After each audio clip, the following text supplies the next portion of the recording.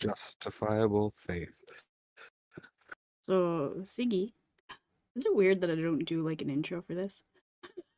I never do. We just fucking jump right in. No, just kind of let's do it. So, Siggi, you lay your head down for another long day in Barovia. Your muscles are cold and sore, and you can't help but still feel a pinch of pain from that bite on your side. You feel a knot in your core, like a ball of nerves in your stomach. Then it fades. What is going through your head as you wait for sleep to take you? Oh, good question. Well, uh, yeah, I don't know. That was a weird day. Yes, Not that I think it there's was like a lot 3 of episodes. normal days. Yeah. That one had a little Yeah, bit of everything in shit. it, so. Yeah. And I don't know. Like What would be at the forefront of your mind? mm, I think he would be contemplating the next not step, but like avenue, I guess. Because he had assumed that von Richten was like a failsafe almost. Like, oh, maybe he will be this ally that we can put a lot of faith in. Yeah. And yeah, I mean, he still is thinking, well, maybe we can wait until von Richten attacks and use that opportunity or try and coordinate something, but at the same time, he's not gonna hold his breath. So yeah, I don't know. There's a lot of things rattling around in his mind, and laying down, that kind of fades away, and he starts thinking about the other situations that come with sleeping. I mean, that's fair. Yeah, Whatever do you mean, sir? yeah. No, Um, almost using what's happening in Barovia to distract himself, but then the closer he gets to sleep, the more it sets in. you think it would take Siggy long to fall asleep? Uh, I do actually. Yeah. I mean, there's a lot going on. Yeah, A lot. but yeah, yeah. But then, I mean, Talia's house is probably pretty comfortable, so It's I think that's the only probably saving grace for the getting a most night's sleep. comfortable, safest guys. Well, you at least Yeah, in the last couple of yeah. nights. That's the only thing that is Oh, bringing all your the sleep. your last sleep was at Castle Ravenloft. The sleep before Yep. that was in a dome in the middle of the woods. Yep. So this is probably some much needed comfort. A little bit of comfort Yes. in a multitudinally uncomfortable situation. Yeah. I would also make sure uh Vasilka is in a safe. I don't know if she sleeps, so kind of just like direct her to a Oh place yeah, because where you weren't it would be there comfortable. first night. No, no. Um, So yeah. So you notice as you're like tossing and turning and trying to get yourself comfortable. Um, Vasilka doesn't seem to sleep. Okay. She kind of just um she'll lay down because everybody else is, Okay. but she doesn't sleep, and you notice she never gets very far from you. Okay. And she tends to sleep uh in a way where her back is against a wall where she can watch everything.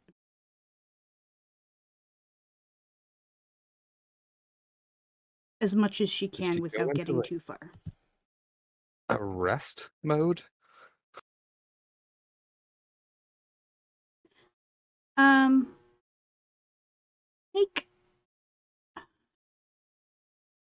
don't know if it would be an insight.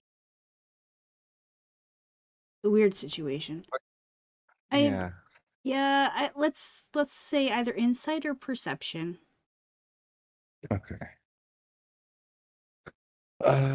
Fuck. I think I'm going with insight because it's one better. Nope, they're both the same. They're both at 5 now.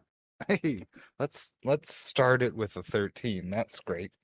Hey, when I was test rolling my dice, one of them was a 13. Hey. So it's good. Don't add that one though, because that was No. Okay. it's not official. Mm. Would you like to go insight or perception? Um.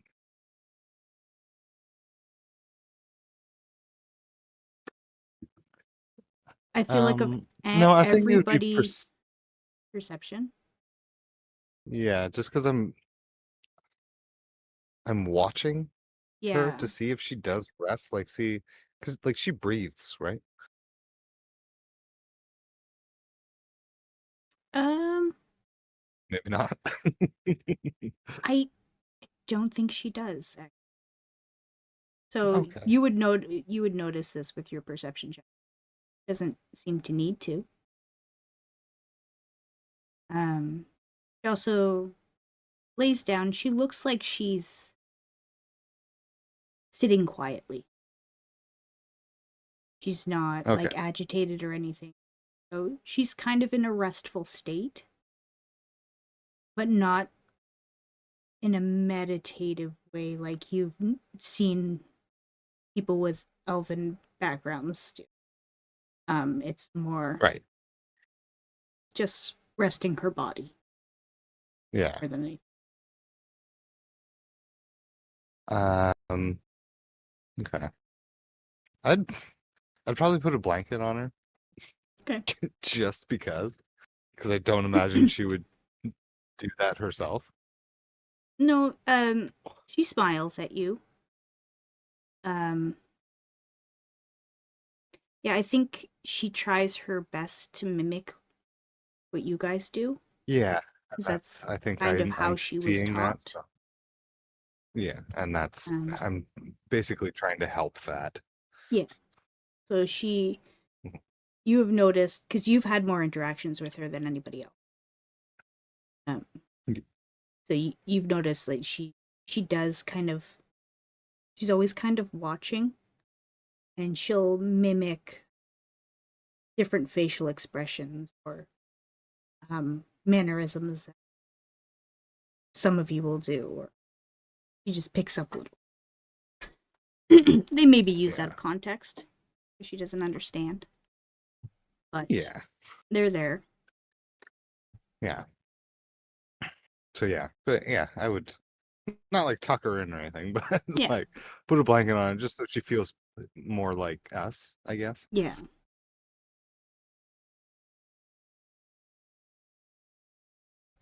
All right. So, But yeah, that distraction doesn't last long, and then um, eventually, darkness washes over you.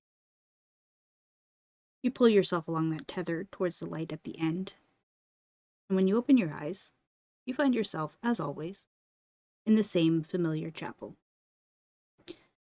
Diem sits beside you for the first time in a while. Oh, hey. Her head bowed, as if in prayer. Then you realize she's reading.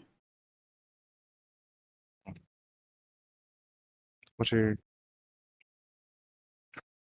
what what are you working on?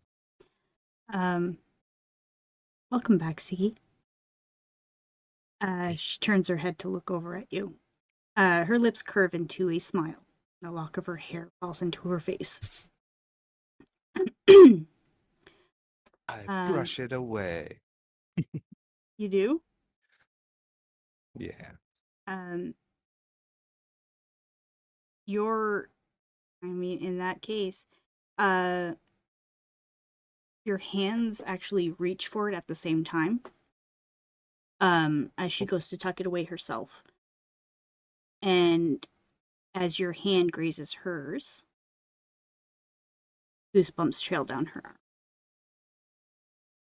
arm. Radiating from the point where your skin touches hers. And she kind of leans into your touch for a second, but then you feel that a warmth begin to emanate from your core. And then it disappears abruptly, like it is closed away. Does that make sense? Yep. She places a familiar-looking bookmark in the pages of her book before closing it and placing it down on the bench next to her.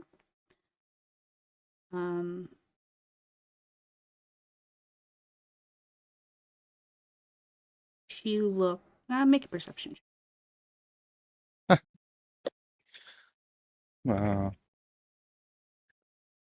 Natural 18. 18? 23. Ooh, nice. She looks tired. Her aura's dulled. The book she puts down on the bench is that familiar book. Huh. Just reading from my book of poetry while I was waiting.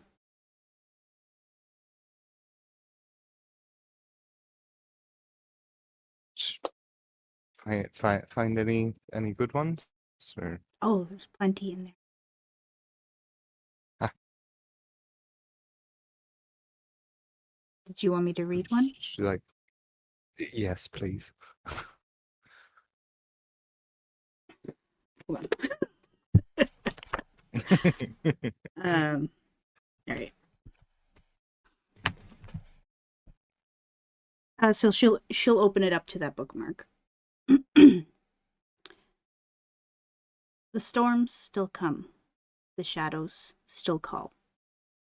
But now I see the grace in all of it. The fire burned and left its art, a brighter soul, a braver heart. I still get lost, but it's not the same. I walk with peace inside the flame. The dark remains, I've made peace, and let the war inside me cease. That comes from an Instagram page called Revive Your Roar, if anybody's interested.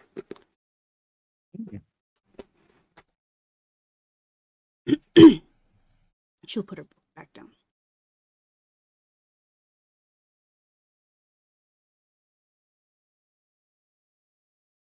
I like that one. It's a nice one. It is. If you don't mind, I'd like to just sit here for a few moments before we head in. That's okay? Yeah, sure. Of course. However, Sure. oh, No, go ahead. I was just gonna ask how you are, how you doing. I'm doing okay, I think. How are you?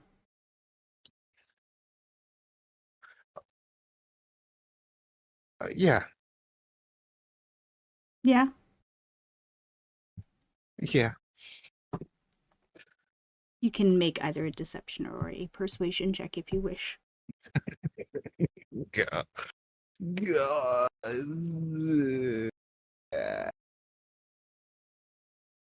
I mean,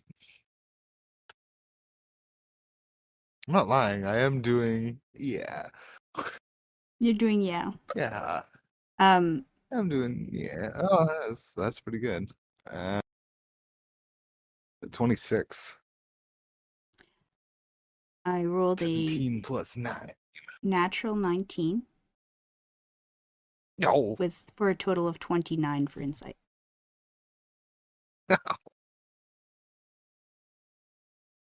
Okay, yeah. So she hears the waver in the That little bit voice. of doubt. I don't Not think doubt, but Siggy thinks he was hiding it well, but um she doesn't say anything. Just kind of okay. smiles at you. Mm. Um I think she understands. Mm. Siggy, do you remember just sitting here for hours? Like just talking about life, an ordinary day? And like the biggest problem Yeah, was how to deal with your overzealous father being an asshat. No pacts, yeah. no vampire lords, no threats of death daily. Things are simple. It's complicated. I do, and I miss a lot of it. The simplicity, most of all. You don't know what you got till it's gone. Favorite parking lot, you know. I don't know what that means. It's just sometimes you don't appreciate what you have until you don't have it anymore. That's true. I mean, sometimes I miss simple, but I think about how much we've grown over the last couple of weeks or months. It's, Change isn't always bad. no, Takes some readjusting, getting used to, I guess. yeah, yeah. Be nice um, to have time to adjust. yeah, someday we'll get there. Mm, yeah. Have I ever told you about how I came to be your guide? Um, no, I don't. I don't think we've gone into detail.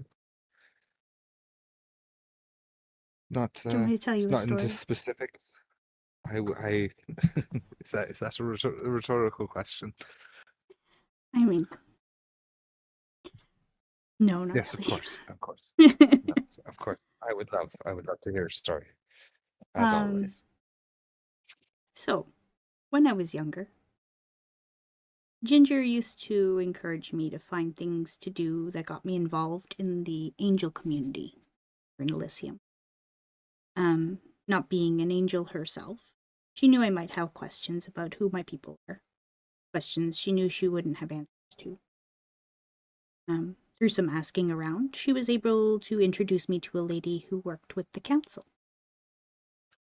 It so happened she helped train young angels to be guides. Her name was Lariel, and even though I was still young at the time, she took me under her wing, so to speak, and I began training.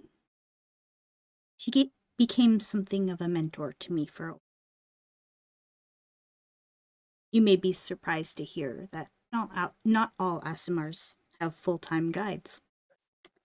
Most times we just answer calls of distress when they are in need. Sometimes, depending on the charge and the situation, we see it necessary to have periodic check-ins. Within the council, any jobs for any of these Asimars in need were posted on a board with a brief description of the guidance they were seeking.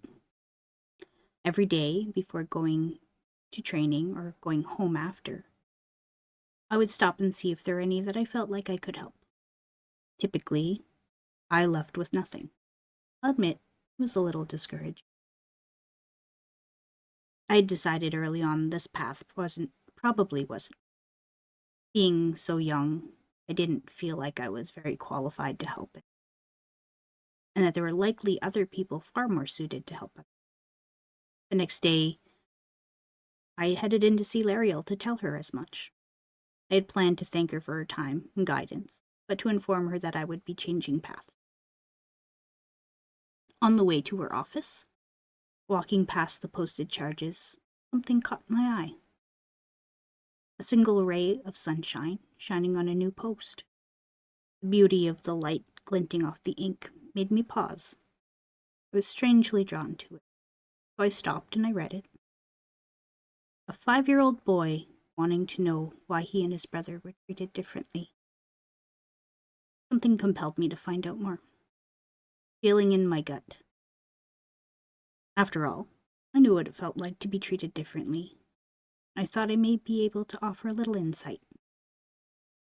And when I walked into Lariel's office, instead of telling her I wasn't cut out for this, as I had planned, I handed her the post, and I told her I wanted to help.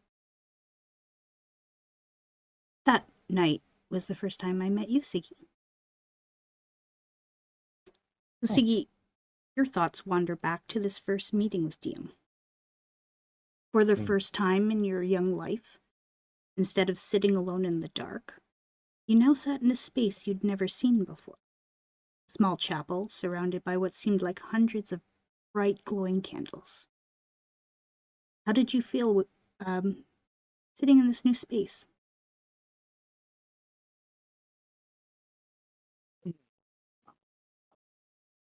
I mean, probably scared at first. It was always darkness, and then it's just not. And I mean, I didn't really have any ill will towards churches yet. But that's what that would have reminded you. Right? Yeah. But if it were empty when I first got there, yeah, I don't know. That would be. I'm trying to think like a 5-year-old. I would, A yeah. 5-year-old No, I would be a experiencing little. I would something be for a the little. first time. Yeah, yeah. I'd be a little scared. Yeah, that's fair. Didn't take you long to realize that you weren't alone. A young girl who looked like she was maybe about 10 or 12 years old approached you, a slight golden glow around her. Long purple hair streaked with dark blue, pointed ears peeking out from beneath. Her round face and soft features were intriguing. But what caught you most by surprise were her wings. Never seen anyone with wings like yours before. Except first didn't hear. What was Siggy's first impression of seeing Diem for the first Um,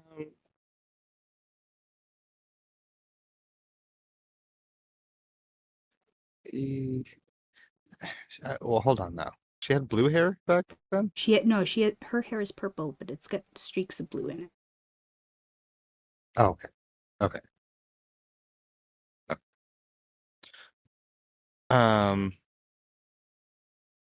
I mean, yeah, I don't know. I would feel. Again, another new experience for him.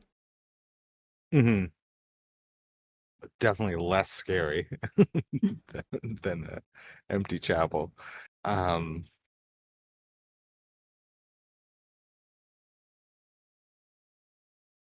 Also, in that first initial feeling of being scared, seeing someone young, like my around my age, would would probably squash that fear pretty quick. Mhm. And then yeah, the wings would catch the attention, and I guess it depends on what my teachings were that young. I don't know if Siggy would think being there and then seeing an actual angelic figure.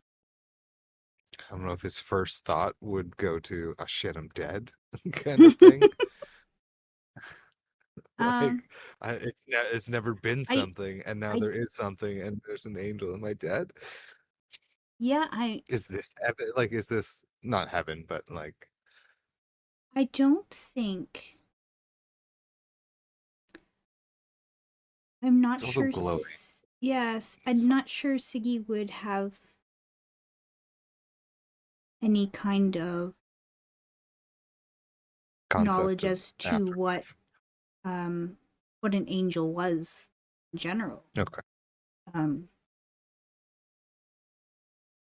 like usually, I imagine when you went to church with your dad, talking about the morning Lord, not the morning Lord, Yeah. Emanator, his teachings and the light and Yeah. um.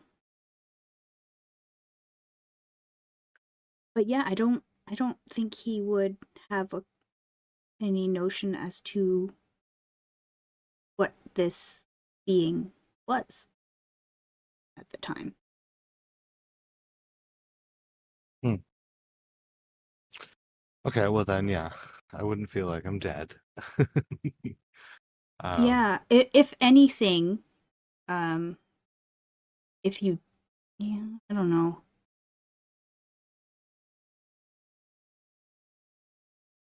I can think of it if I there mean, would I be would. any. I'm trying to put myself into a church. Yeah. Uncomfortable. Oh, My skin no is kidding. itchy. Uh, Um. I would feel a connection though, like yeah, immediately, just seeing someone who shares something that I have never seen anywhere else. yeah, Like no one else in my family has it, and no one surely walking around with wings out. So, yeah. And yeah, this, you share some features. Like he has those pointed ears, like you do. Yours are a little mhm. pointed. I mean, Archie does too, but not. Archie's always. Yeah, Your yeah, parents don't have them. no, Um, you remember her giving you a shy but warm smile. Uh, says, "Hello, my name's Diem. What's your name?" Her words sound strange to your ears at first, but you understand her completely. mm. Yes. Um, Cigarette O'Haran. Um, when you answer her, the words and sounds that spill from your lips are sounds you have never uttered before, a language you've never heard before, and yet feels familiar, and you speak it fluently.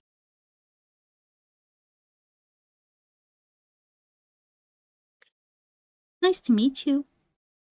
Would it be okay if I sit with you for a little bit? I yep, yep. Scooches over.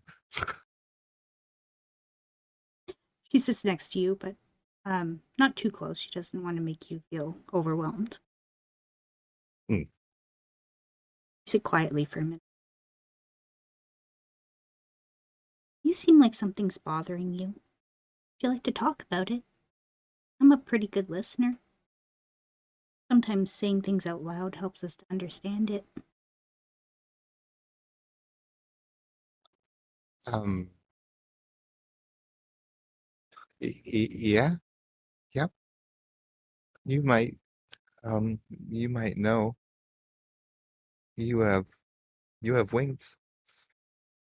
I Um, do. do you get treated different for them? Not, not really. But where I come from, there are a lot of people who look like me.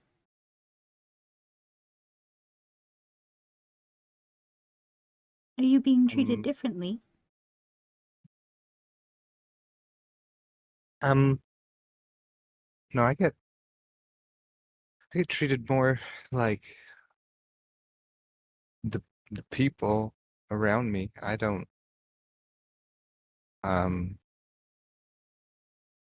it's my brother that gets treated different. Uh, Does I he have wings like probably mine? would get, no, no. Um, I do, but I'm not allowed She looks to you walk over to walk and she's looking for wings. around. You bust out the Takes a lot of wings. effort. Yeah, Takes because a lot of you effort haven't back then. quite figured out how it works. No, yeah, no. They are like little, um, not flying wings, that's for sure. Oh, those are beautiful. I like the color of them. I've, I, I like your wings too. You why why You're do so people treat your beautiful. brother differently? Oh, mm, he doesn't look like me or mom or dad or the neighbors or anyone um in in and around. What does he look like?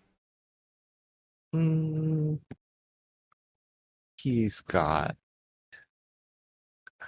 like red, reddish purple, I'm pretty sure. Skin. Yeah, it's like a deep red, I think. Yeah. Um, he's got like bumps, bumps that come out of his head,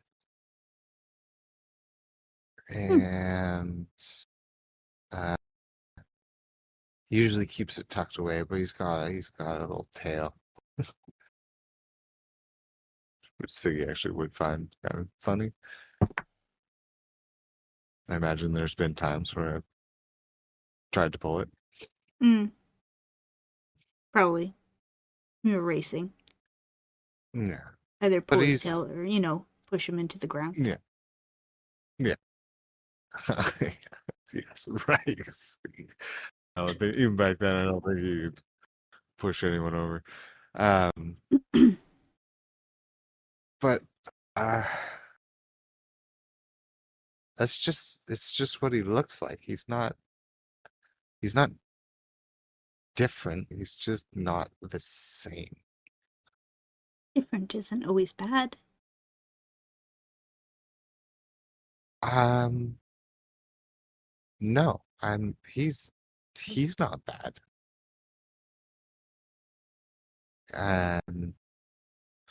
But some some people, I guess, would not want to see him, or they might think he's bad. Hmm.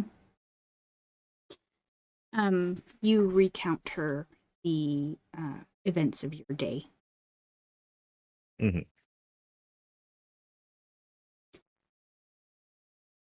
Her eyes look a little glossy. She may have been fighting back some tears. I'm sorry to hear that, Siggi. Unfortunately, there are a lot of not so nice people in the world. But don't despair. The fact that you show such care about your brother, how your brother is treated, tells me you're one of the good ones. There are a lot of good people out there, just like you. You just have to look for them. For every bit of ugliness there is in the world, there's also beauty to be found. You watch as her eyes widen a little. She seems to have an idea. She pulls a book out of her satchel. The cover depicts the face of a beautiful woman wreathed in wild, fiery red hair. Yeah. I've been reading this book recently, and it's taught me that finding and creating beauty in the world is important. People like you and I can You offset can all that read ugliness. already? Well, I think I'm a little bit older than you, Oh, but I'm sure you'll be able to read soon. hmm, Um, trying. but people like you and I, we can offset the ugliness in the world by offering kindness and being the good that we want to see. Someone once told me that sometimes people are mean because they've rarely been shown kindness, or because they're afraid of what they don't know or they don't understand. It's important to know that when people are unkind to you or your brother, it's not a reflection of you or him, it's a reflection of them. Also important to remember that we shouldn't let others mistreating us make us cold and uncaring, because that's when the bad wins. Can't let that happen, can we? No, I see know, his real serious 5-year-old look on his face. yes, the determined 5-year-old. I know it sounds like a big scary job to bring good and beauty into a world that can sometimes feel so heartless, but every little bit helps. Song, piece of art, a hopeful poem or story, a kind word or a friendly smile. Anything that makes people feel some little bit of warmth in their heart is a very powerful thing. Sometimes those small jobs are the most important and require the most bravery. You think you're up to the task, Siggy? I'll help. We can do it together. I think between the two of us, we can bring a lot of beauty and happiness into this world. She gives you a warm, hopeful smile. I like the sounds of that. I can't do it. It's a childish Irish accent. I like the No. sounds of that. Tired. You spend the rest of that night talking to this girl about all sorts of stuff. You talk about music, about stories. She tells you some stories that she knows. You share some with her. Um, and before you woke up, you remember her hugging you. It was warm and all encompassing. How did Siggy feel upon waking the next morning? Mm, that's a good question. 'Cause everyone else around me dreams. Mm-hmm. So I think there would be a moment or like a few minutes when he first wakes up, just really wanting to believe that that was a place he actually went, Mm-hmm. or um or it was, I don't know. Would he have told anybody about it the next day?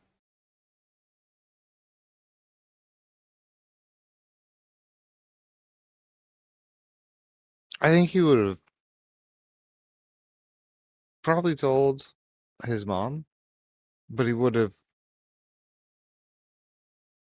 basically been describing it or almost asking if it sounds like it could happen and probably doing a terrible job. Um, and I think, no fault of her own, No. your your mother just told you that it sounded like a beautiful dream. Because to her, that's what. Hmm. Hmm. Not understanding who or what you were. Hmm. Um, he just thought you were I'll telling her probably, about a beautiful dream. yeah.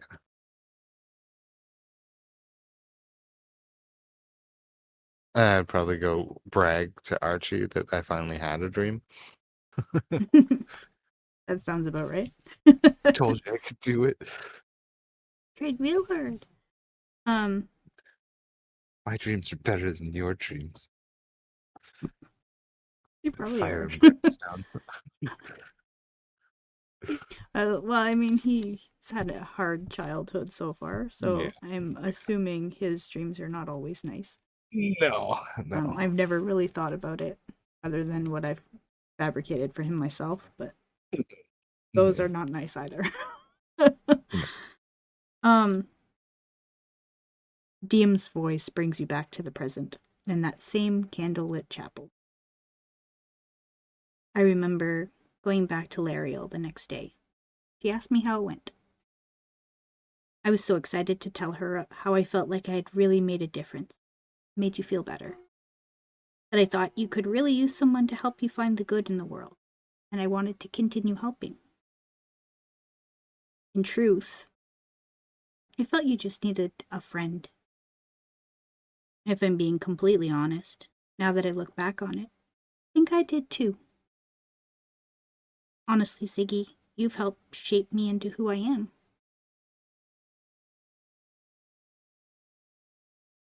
Yeah, goes both ways, that's for sure. Oof, wouldn't be me without you. So, for old time's sake, can you tell me about your day?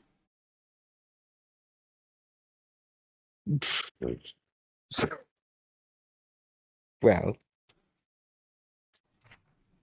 well, um, well, you know where I woke up. Um, Intact, I hope. yes, no, I did a And very alone. thorough investigation of, yes, also alone. Um, yeah, no, it wasn't as threatening as I thought it would be, which almost made me more concerned. Um, but I mean, I walked out the door. Well, I'm glad he kept his word. Yeah, and then his carriage took me back to the rest of them. Um, and they did a very uh thorough investigation of my bodice. No bites or anything. The thoroughness was probably more my fault than theirs, but I'm not gonna someone ask. tells me to take off one thing, I just end up taking everything off. Um, and Overachiever. from there, from that nakedness, uh, there came a howling. I had enough time to put my clothes back on, which was good. Um, but then we were accosted by a good dozen furry unfriendlies, wolves and werewolves and um and Everybody okay? yeah, yeah, no, on our side we're all alive, but um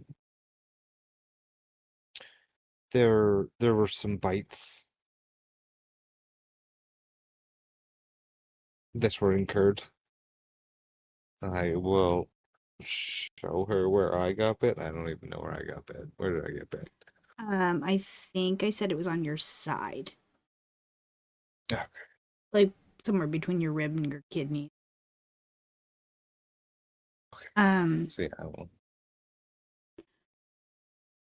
she will reach out and just like run her hand over it, and you watch a little bit of panic go up in the back of her, like in her eyes. A touch of panic. Yeah, it Just doesn't you. go away. No, no. I.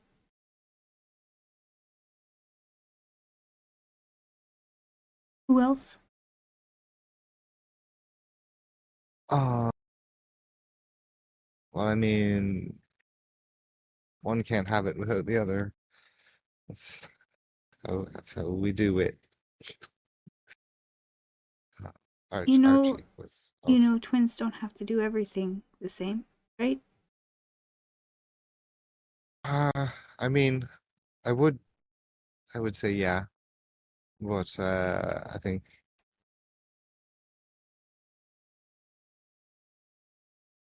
no. I mean, yes, of course they don't, but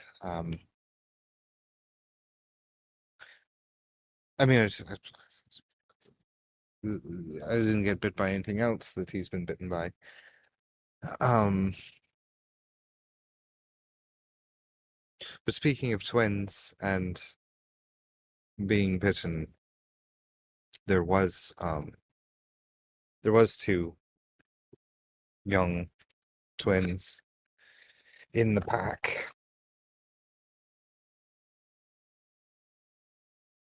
How and young? I got early 20s. I don't even know if they'd hit 20. It's hard to tell. They would have Right. been like late teens, early 20s. Mhm. Younger than me. I just, yeah, I got a really bad feeling when they were put down.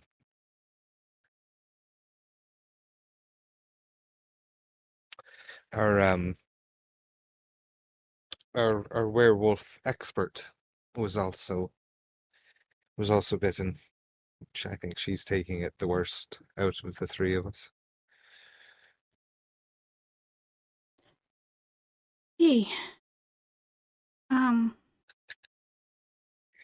was not expecting that. No, I, uh, I mean, I we can, we do I can have. help you think. I don't know how to help Archie or Esmeralda. Not from here. Um,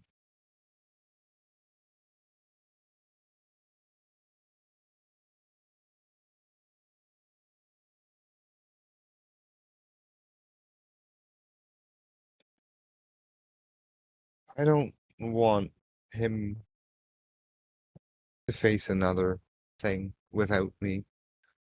That's fair.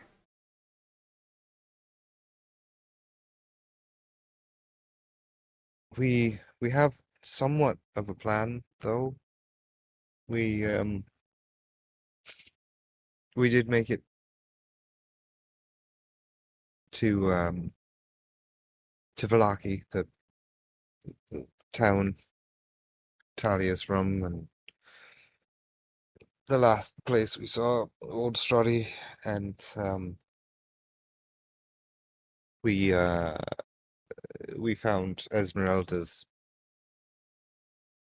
former mentor, the illustrious von Richten. You met Van Richten. Yeah, his I name I've read stories of him. seems familiar, right? Yeah, okay. That's probably why. Yeah. Okay.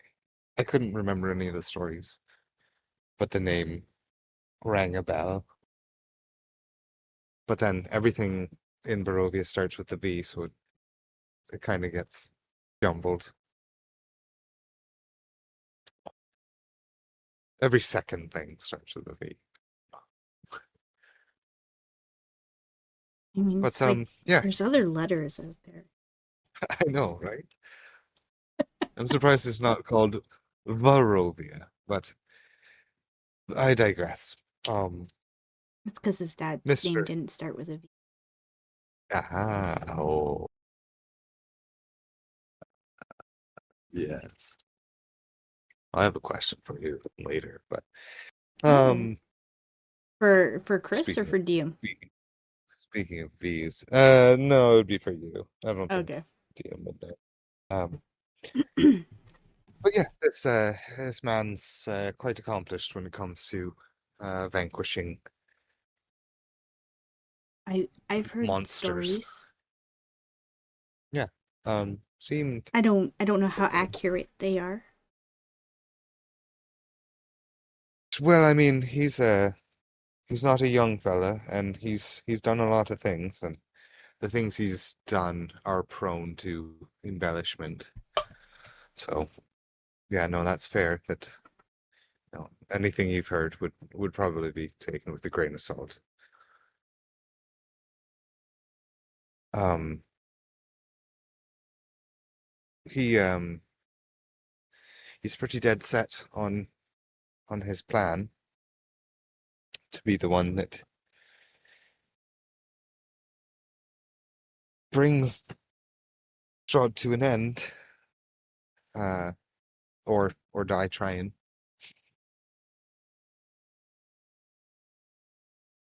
To the point where he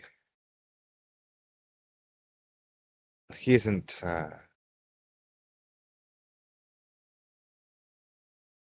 he isn't willing to go at it together. He believes he's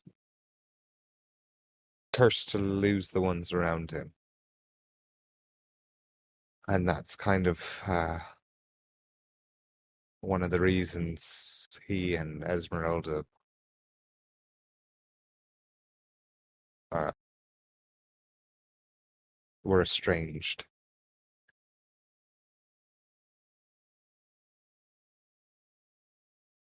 But he was willing to help us with the bites as much as one can without resources. He gave How us a recipe.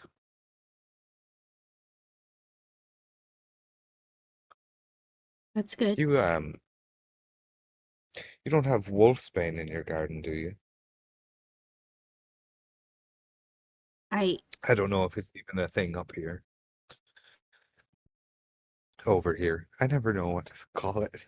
Are you above us?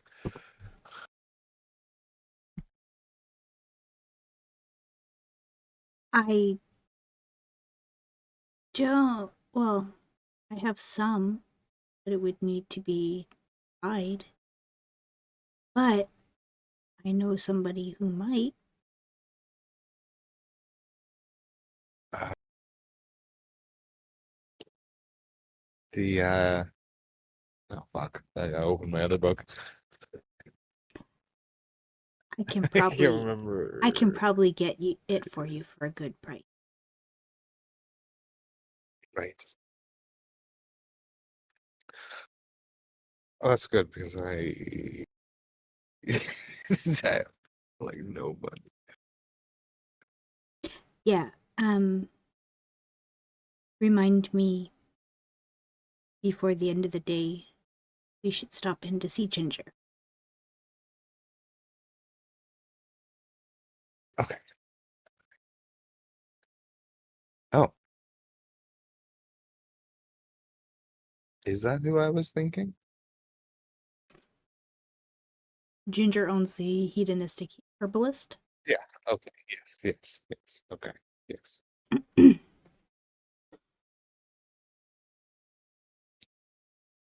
She might be able to help you.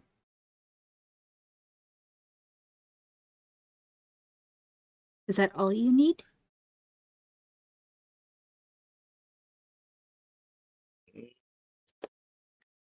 Let me check.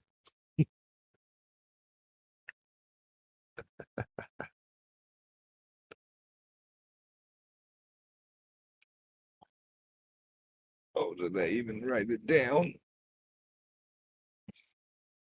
I don't think Van Richten gave you the recipe for it yet. But he did say he had everything but. Okay.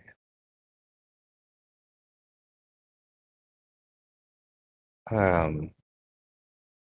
Yeah, I didn't write anything down, so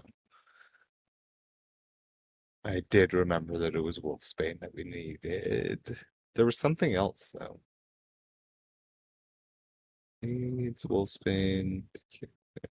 Yeah, all I wrote down was Wolfsbane. And somebody who can skillfully put it together.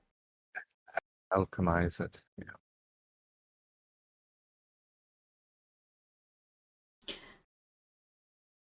Harry is kind of our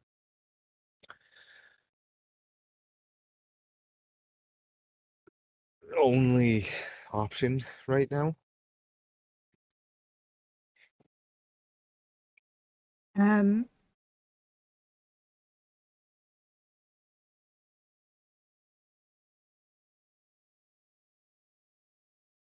I think I think the plan was to have Harry try to Make conjure a Wolfsbane. Yeah, Wolfsbane. I but it only don't know lasts. if he don't know if he Oh no, he's not an alchemist. No. no. No. Not sure he has those skills. But I think you talked to Esmeralda and she said she would try.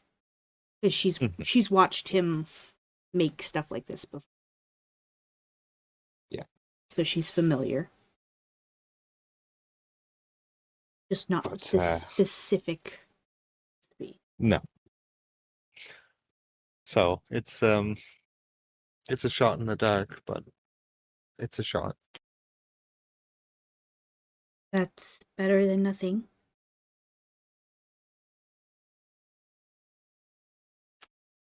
Yeah. I, And there's a bit of a time crunch. you mean? Well, according to Von Richten and Esmeralda, it's only about 2 days before effects start showing.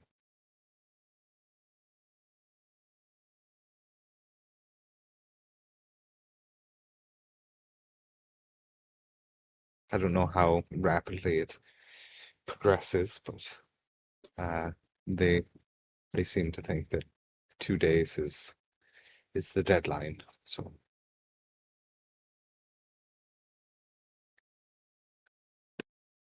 I I know you don't want to hear this, but I could help. I have to go.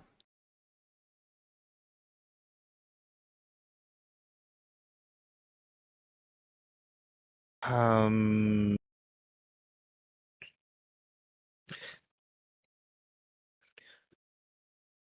yeah. I I know you don't, but No. it's an option.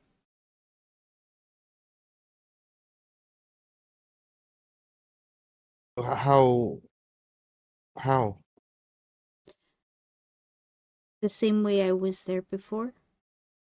I No, wouldn't. I mean, how would you be able Oh, to help? um, if I'm not mistaken, lycanthropy is like a curse, and if I spend some time doing some praying, um, I would know a spell that could help.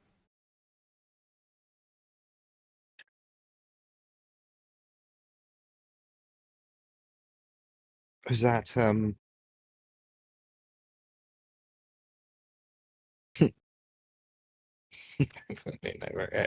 That's what I said last week.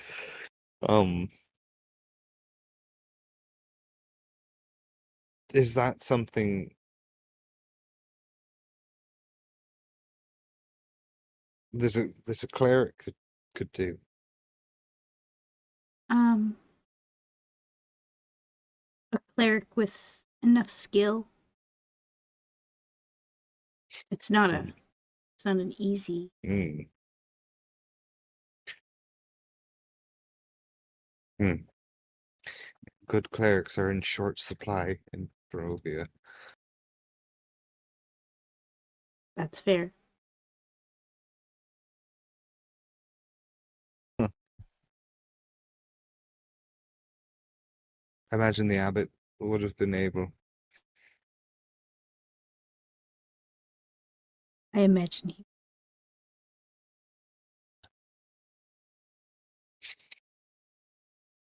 Ah, Right? I I didn't think it was.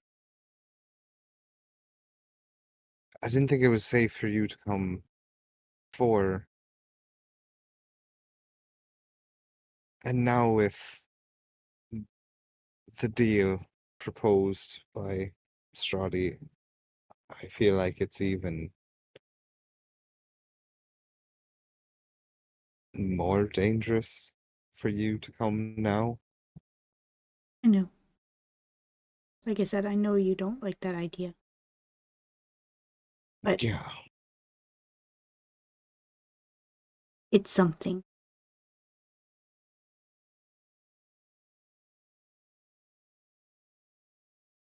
It wouldn't. It wouldn't have to be there long.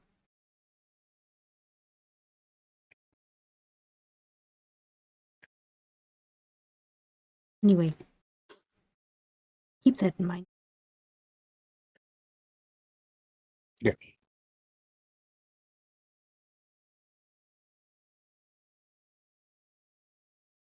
Uh, Anything else you want to share?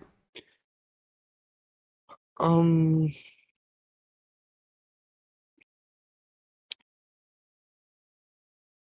I mean, those were the major events. I'd say those are pretty major. Yeah, yeah. I I did find out that our newest friend, the the abbot's masterpiece, Vasilka,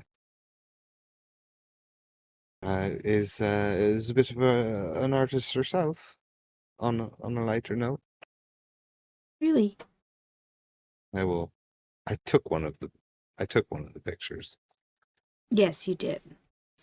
So I will show her. Which one did I take?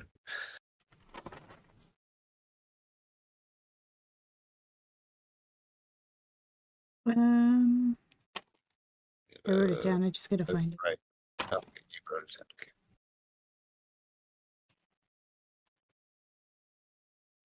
I think it's the one of us on the wagon.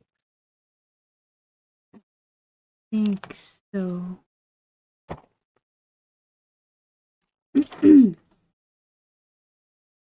Yeah, because the other ones were the Abbot and Cloven Bellevue. Hmm. Oh, those were the ones that she drew while you guys were gone. Yeah. I thought there was another one before you left. But I could be wrong.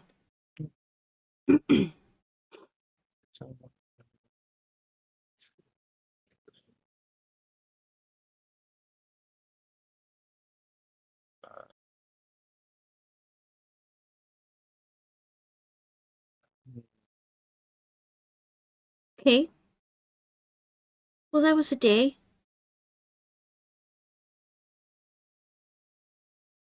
Um,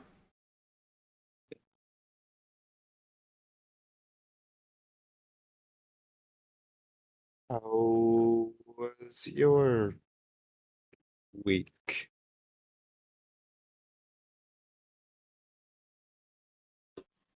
Right? About yeah. that much? Uh, it was a week. Um, let's let's get out of here, shall we? Can I insight check that? Yeah. How how much she doesn't want to talk about it? Yeesh. Um, 14. Roll a nat 14. Um, Okay.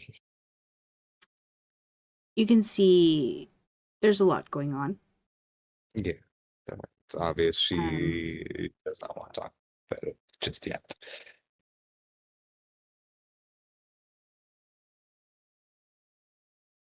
if you you were rolling insight, Mhm.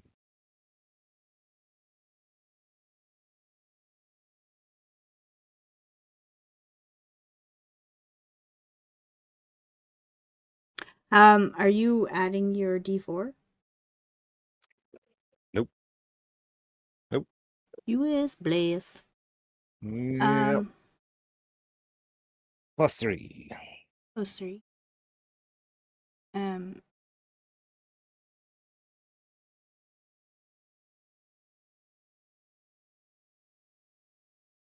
I'm gonna let you roll it with advantage. Um,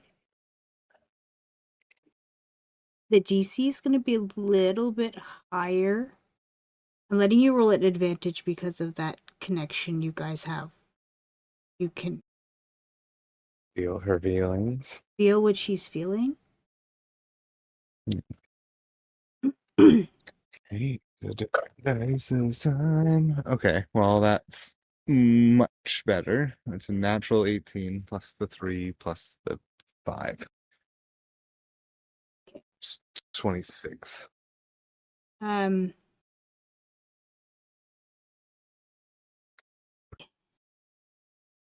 it's it's weird because before you could feel what she was feeling without trying. Mhm. But now it's like it's being tucked away, so it's harder to read. Um,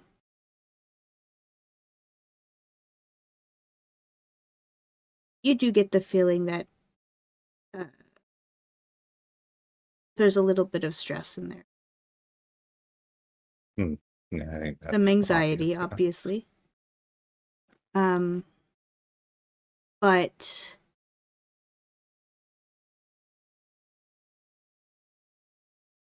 for the most part, she's keeping her cool as much as possible.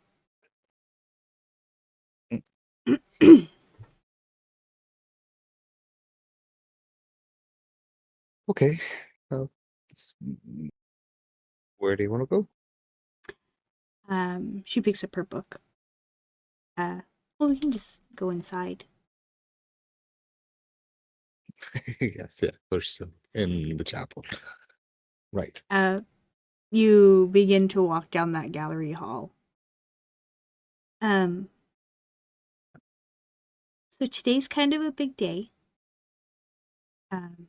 They I meet with the High Council. Um, you have been invited to attend, but you don't have to go. I'm okay with going. Um, Um,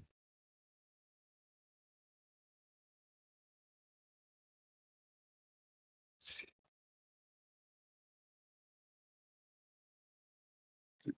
would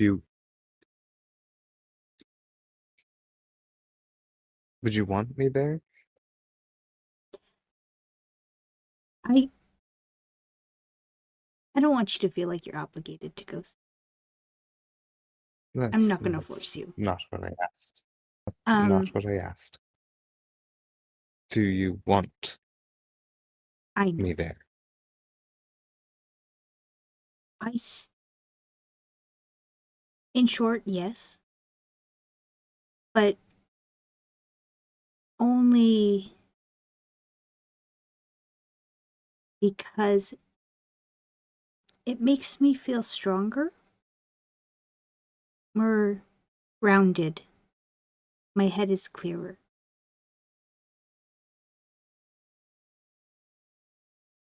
Hmm. But like I said, No, if you don't want to that's go, I'm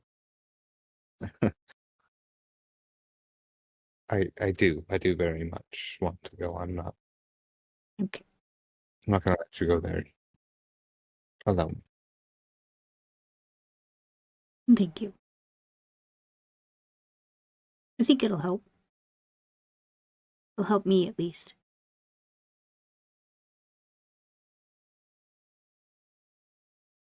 Should I sit in the back or Um, is there seating? so I haven't as I said, you been to one were of these before. invited to attend, which means they Right. have questions for you, which is why I was giving you the option. Um, you would be sitting with me. Oh, okay. I mean, I'd probably prefer that. So, Um, when you walk into the main chamber of her home, you see an exquisitely rendered painting of that clearing she took you to last. Um, it is framed in a beautifully ornate antique gold frame. And you may make a history.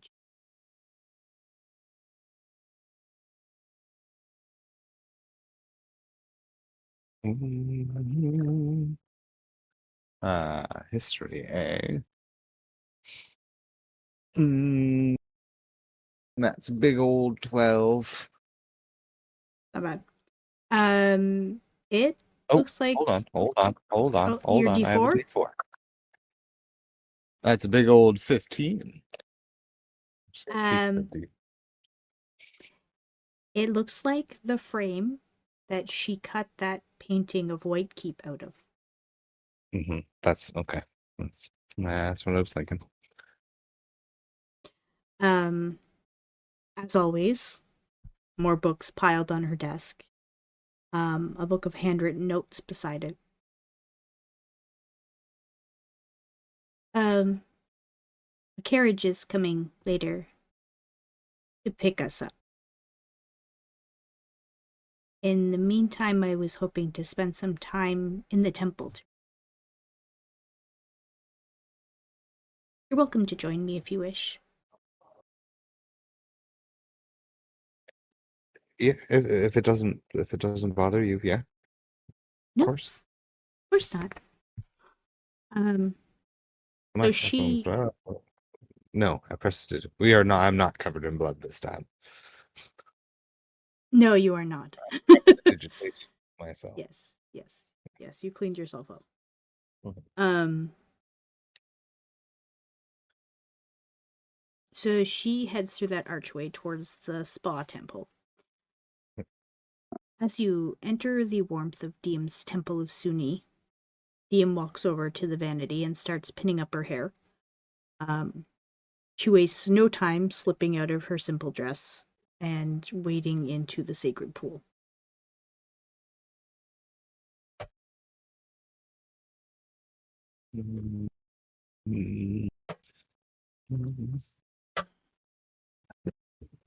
I also go to the vanity and pin up my hair.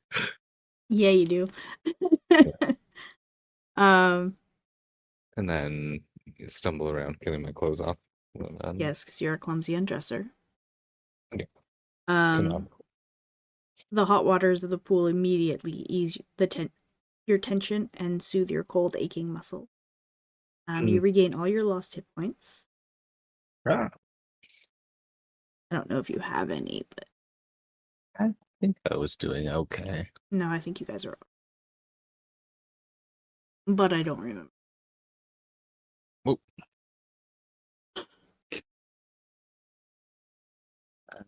yeah, no, I'm okay. Diem sinks into the soothing waters and takes a deep, cleansing breath. Rests her head back Mm. onto a bolster. I think this might be one of my favorites. I'm glad I get to share this. This is 100% one of my favorite places. And Um, I am grateful that you have shared it with me. I say as I'm floating. just like on your back. Uh-huh. um, when I'm here, I like to think about all the beautiful things in the world that I would miss if they were no longer there. My garden overlooking the water, smell of fresh blooms and the sea on the breeze. The taste of fresh picked fruit kissed by the sun and still warm, sweet on your tongue. Ginger with her kind, compassionate heart and her quirky but lovable way of looking at the world. You, your laugh, the sound of the lilt in your voice that always makes it sound like a song. The curve of your smile with that little hint of mischief. The smell of your skin. Do you know that you always smell faintly of honey? Uh, I have been told that. Yep. I don't Hmm. smell it, but The exhilarating touch of your hands on my skin that I still can't explain. Your eyes with that little twinkle of childlike joy. She brushes some hair off your face. Well, mostly, I would miss that spark of hope that resides in there with it. Mm. Seems to be a little diminished lately. And she offers you a sad smile. um,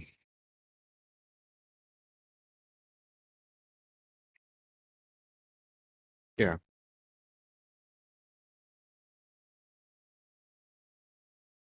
Hope has its ups and downs.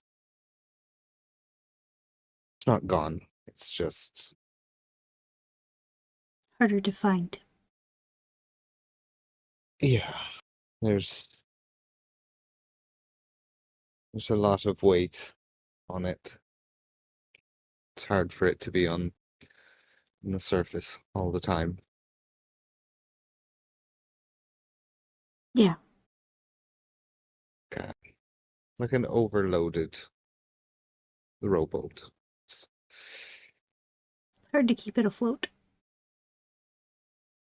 the water's getting pretty close to the edge, but I'm still floating, so.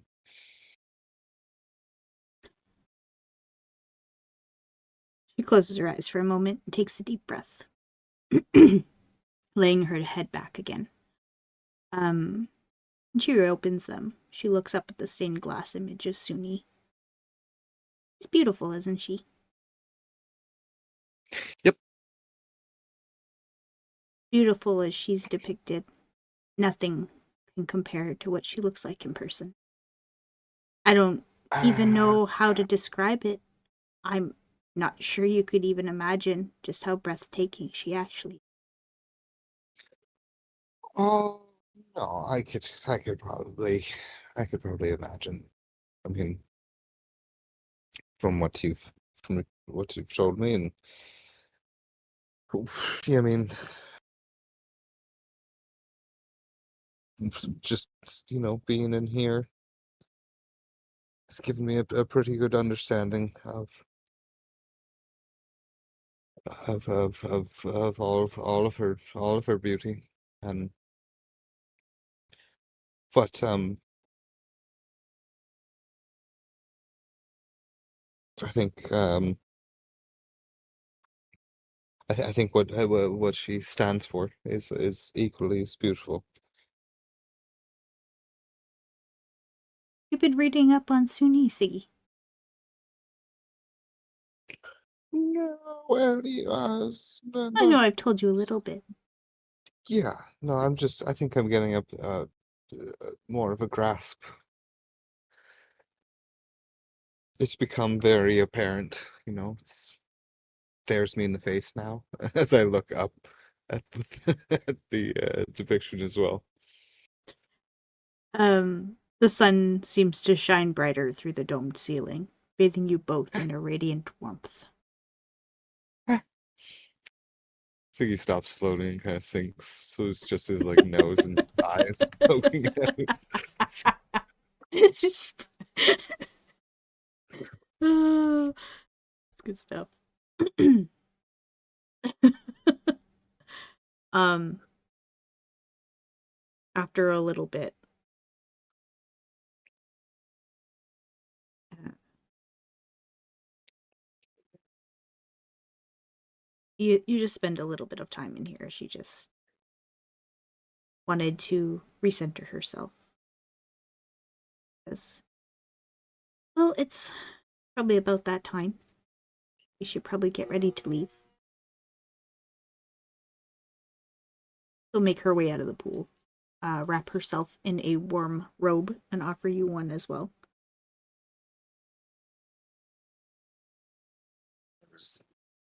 Sit in the water, and Do you need this is another minute? another one. No, I'm just appreciating things. It's a good place to do. I'll get out. You don't have to. No, it's it's a big day. Few of you head back in the living area and dress yourselves. Diem chooses a gorgeous floor-length gown of white with gold details, simple yet elegant, with the pendant that you gifted her with around her neck. What do you want to choose for yourself, Siggy? Your selection of clothing? Yeah.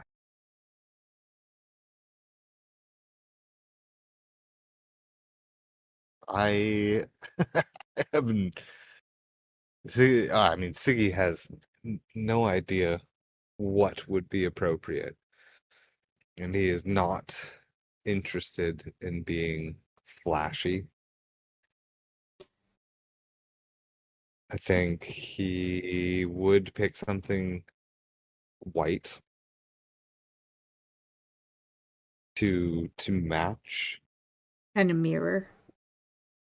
Yeah, and then just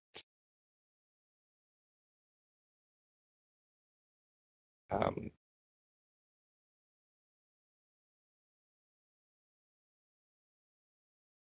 yeah, no, not I don't want to say like a white suit, but like something more formal than he would wear. Yep. Something a little more serious. But A little more s- classy and yeah. Then I think I can do it. What can I do with that?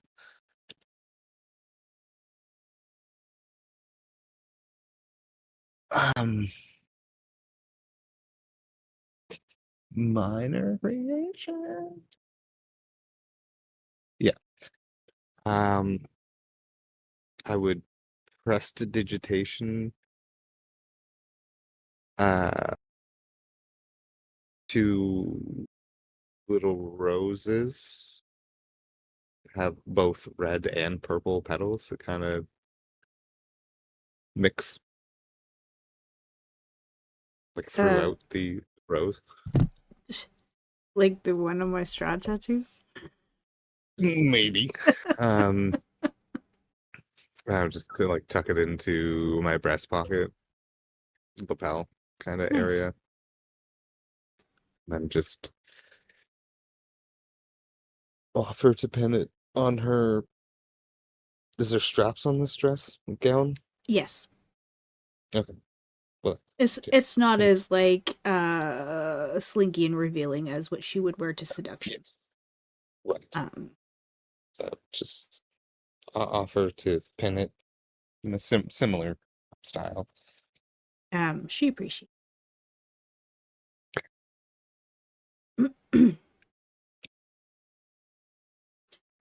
um Short time later, you watch as a white carriage pulls up in front of her house. Before heading out, she pauses at her desk, closes the notebook, takes it.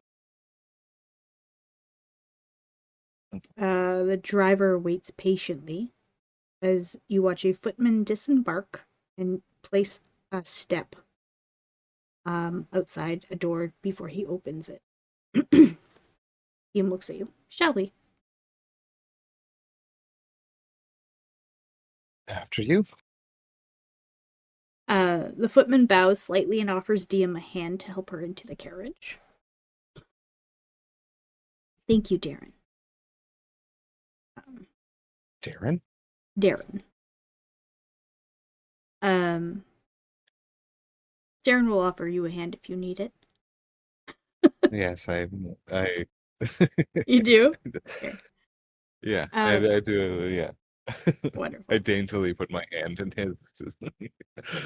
He Thank you, obliges. Darren. Yeah. Diem just kind of smiles at you.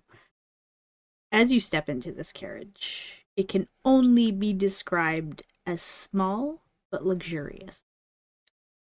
You see that it's decked out with plush dark blue cushions.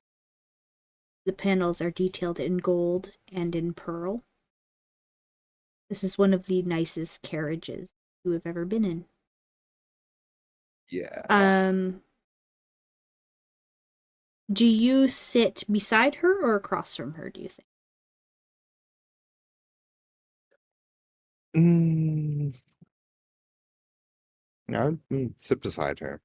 Okay.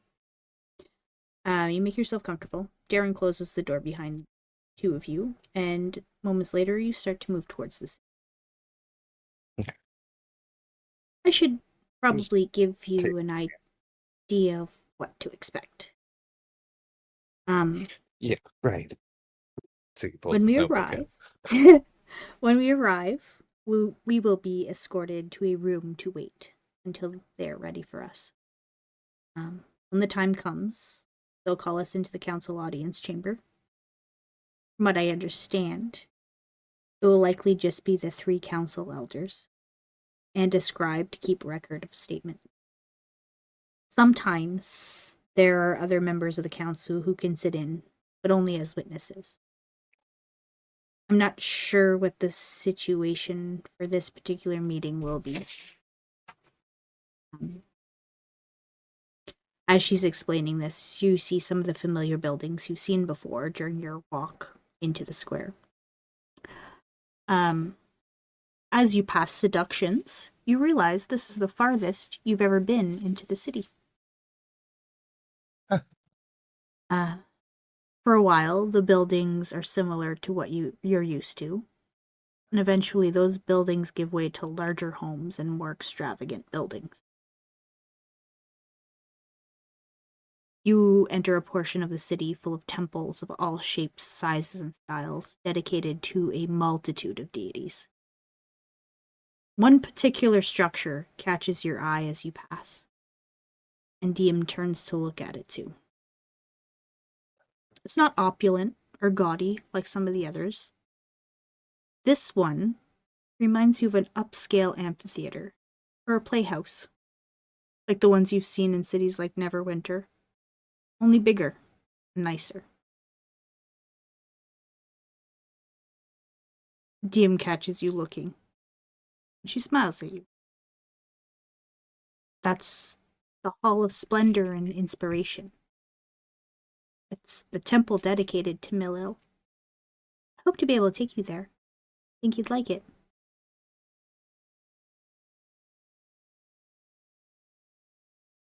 Malil? Yes.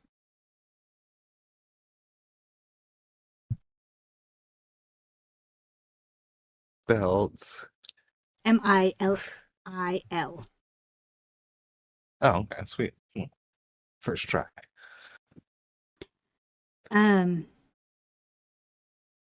Eventually a massive white marble building looms up ahead, and as the carriage begins to slow, it seems you have reached your destination. You hear the I'll take footman her hand and give her a reassuring smile. You hear movement outside, and the footman places the step and opens the door. Last chance, Siggi? You sure you want to come in? I'll not think any less of you if you've changed your mind. No, I'm not walking away from this. Okay. She steps out of the coach and waits for you to disembark. Hold my hand out for Darren. Darren will help you out. Thank you, Darren. He smiles at you. She lets out a breath that she had been holding before starting to make her way up this large set of marble stairs, leading to a massive set of doors. Do you walk beside her, behind her?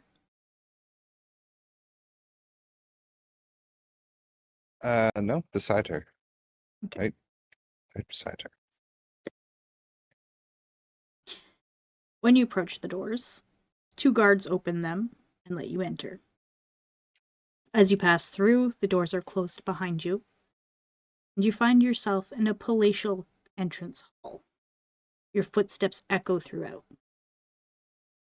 An angelic woman with voluminous blonde hair, dressed in long, pale blue robes, with a symbol of a blank scroll stitched into either end of a yellow stole draped over her shoulders, stands waiting for you.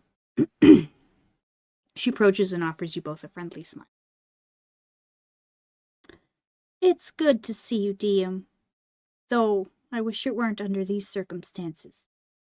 Gives Diem's shoulders a gentle squeeze. Is this him? It's nice to see you too, Lariel. And yes, this is Cyril O'Haran, my charge, my companion, my best friend. And she smiles at you. I bow. This is Lariel. She was a mentor to me when I was younger. Yes. Lariel extends her hand to you. Yes, Mr. O'Haran. Nice to finally meet you. I hope you are worth the trouble you have put Miss Diem through. I take her hand and kiss it, obviously. Diem interjects at that comment. Mm-hmm. I assure you, Mr. O'Haran has done nothing wrong. Everything has brought us to this point, is no one's fault but my own. I make my own choices, and I claim any responsibility or consequences that arise from them.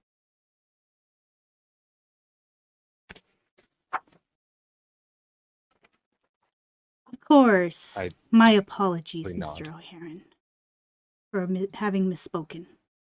I am merely protective of Diem. I'm sure you can understand. I completely. I've been tasked with escorting you to the waiting area. If you'll both please follow me. She turns and walks away. Diem grabs your hand for a moment, gives you a reassuring squeeze before following. During your walk, Lariel says, "We've missed having you in guidance, Diem. I think you would have been able to help a lot of people had you just stuck with it." Yes, well, I just didn't feel like I was cut out for it. Make a perception check. Okay. Okay. 16. With your D4? Yeah. Okay.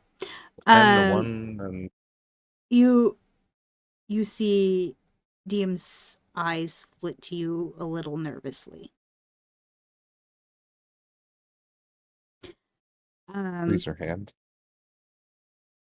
You're led down a long, wide hallway that ends with a large set of double doors, a guard standing on either side.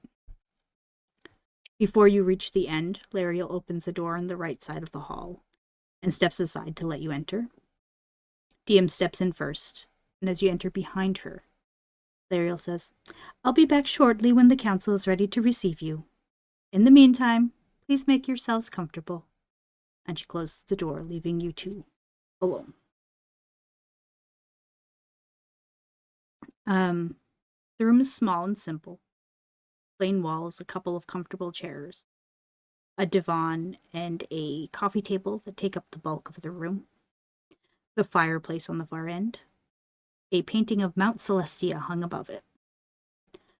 A desk and chair sit in the corner, stocked with parchment, quill, and ink. The coffee table is set with simple tiered tray of fruit, pastries, and finger sandwiches, as well as a pitcher of water and a couple of wooden goblets.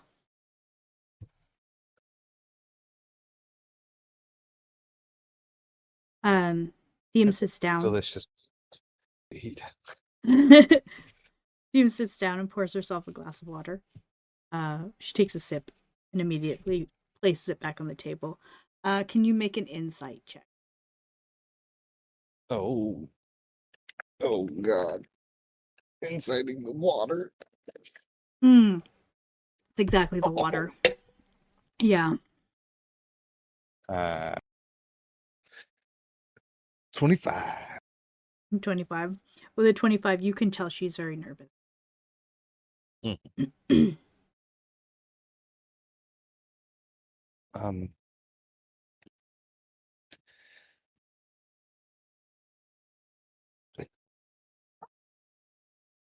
I'll take her hand again. This is silly. In both my hands. I've done nothing wrong. Should have nothing to worry about, right? I can't see anything you've done wrong. You've shown that you have a heart, a big one, and I've never considered that a crime. Well, just in case things don't go as planned today, I want you to have this. She'll hand you a notebook that she took from her desk. It's just notes from my research, some thoughts I jotted down. I think I've already shared most of this with you, but maybe it can still be helpful. You can open up the bigger package that I gave you. I think it's labeled 3, if I'm not mistaken. 3? Yeah. Yep. Yep. To show you that it's actually being opened right now. Yay! I trust you. Been sitting there haunting me. You're not going to Opening read that number one out. 3 before number 2. Yeah, because I did that one last. It took me a lot longer to Oh, finish it. geez, there's a whole bunch of stuff in here. It is Ah, literally her notebook. overload. You're probably you can go through it later, I'm sure, in your own time. Yeah, I okay. think the first section is like research on Strahd and Strahd. Yeah. Barovia, Hmm. and then there's a whole bunch Hmm. of stuff of notes she was putting together about the pact and trying to figure stuff out. And then the end half of it is just blank pages, so you can add shit Hmm. to it. But the part, the last part that she's written is all like a personal journal. It's just thoughts she has throughout the day Yeah. and her feelings Okay. about things that have happened. So I'll leave that with you so you can read it at your leisure. Okay. Please know Okay. this is not me giving up hope. I'm merely trying to plan for all possibilities. I don't think we've done anything wrong, and I believe wholeheartedly that we're navigating this the best that we can. But I can't predict how the council will react. So I just want to be prepared. That's fair.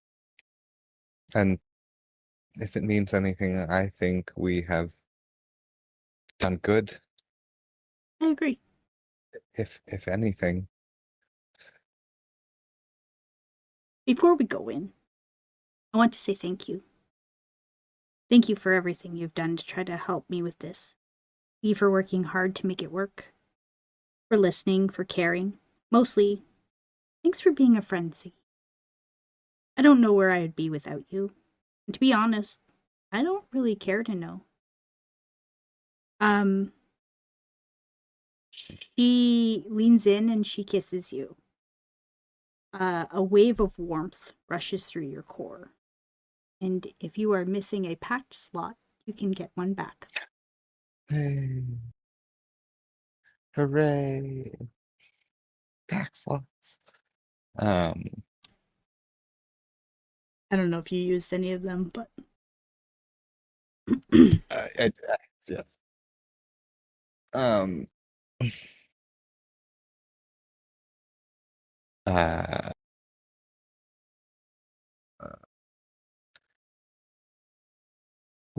when she does, I know she's not hurt or anything, but I'm dumping my healing hands, healing lips.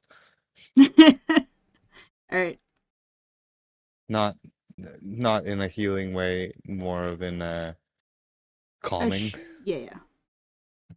Using it as almost like a calm emotions. Yeah, Mentally healing. yeah. Um, okay. Um, I, I have something for you as well. Something for I me. will, I will tear a page out of my notebook. Mm-hmm. It's a poem. Not a Siggy original poem. It's a poem The poem he found. he he read a long time ago, and I guess it wouldn't be that recent that he put it in his notebook, but um, I think within the couple of days after the pact is when it would have come back to his mind, and he just jotted it down. Probably near the day where he noticed the book of poetry Mm-hmm. and like bookmarked and everything. But yeah, he'll tear that out and give it to her. And Nice. as he gives it to her and sees her look at it, he will recite it. Okay. So his voice is what she's hearing as she reads. And this is a poem called Hope is a Thing with Feathers by Emily Dickinson. Hope is a thing with feathers that perches in the soul and sings the tune without the souls and never stops at all. And sweetness in the gale is heard, and sore must be the storm that could abash the little bird that keeps so many warm. I've heard it in the chillest land and on the strongest sea, yet never in extremity it asked a crumb of me.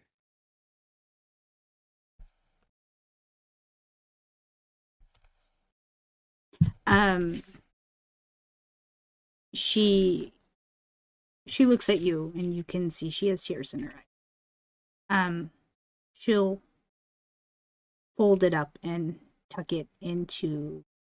It's like she probably has a satchel of some. Um, Diem's the kind of person that has pockets in her gowns. she fucking brings a book everywhere she goes. Yeah. That's who she is. She Notebooks probably has has. pockets. Mhm. Actually, oh no, it's not. It's not that journal that has a pocket. It's your new Siggi notebook has a pocket at the Yeah. back. Yeah. Yeah. Okay. All right. Um, Uh, can I use a bardic inspiration reading the poem to her? absolutely. Okay. What's that? D8? I think it's D8 now. Yeah. Wait, I'm gonna leave that there. Um, you're interrupted by a knock at the door. It opens, and a moment later, Lariel walks in. She stands formally at the side and clears her throat. The council will see you now. With a slight bow of her head, trying not to make eye contact. Diem looks at you with a nervous smile. She stands, smoothing the wrinkles out of her dress. I wink. When you exit the room, Diem walks towards the large double doors and stops in front of them. You hear her voice in your head. Whatever happens in there, Siggi, please promise you will keep your cool. She looks at you expectantly.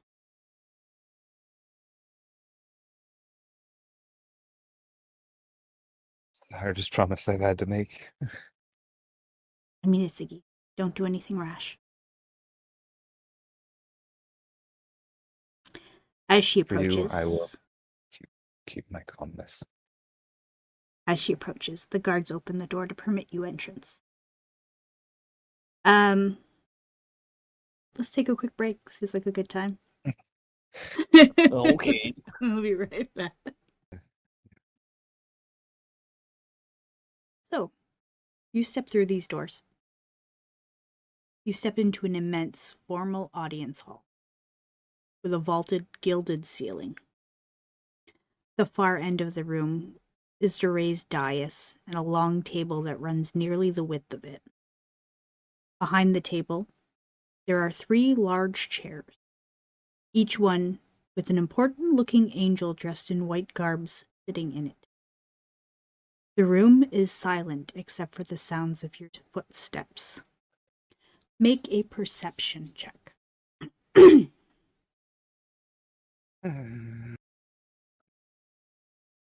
Okay.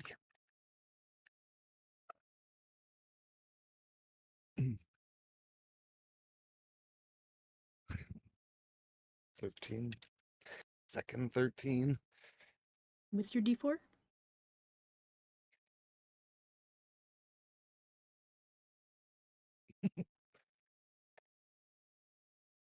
16.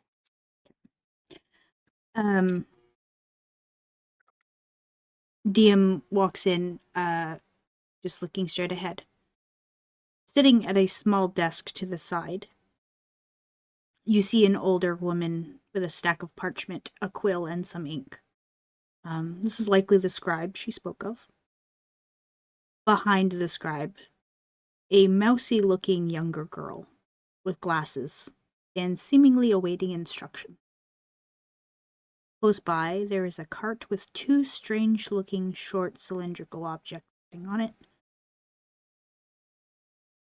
Take a moment to look behind you as you hear the doors close. A guard stands at either side of the door. Above the doors, there is a balcony. A few people there to witness the meeting. An older man dressed in blue catches your eye, mostly because he has some similar features to another angel you know. And his eyes follow Diem closely. Below the dais, there is, to the left and the right of the central runner, are smaller tables, each with two chairs facing the council elders. Diem walks confidently towards the table on the right. She gives the council a slight bow of her head and stands beside one of the chairs. What would you like to do?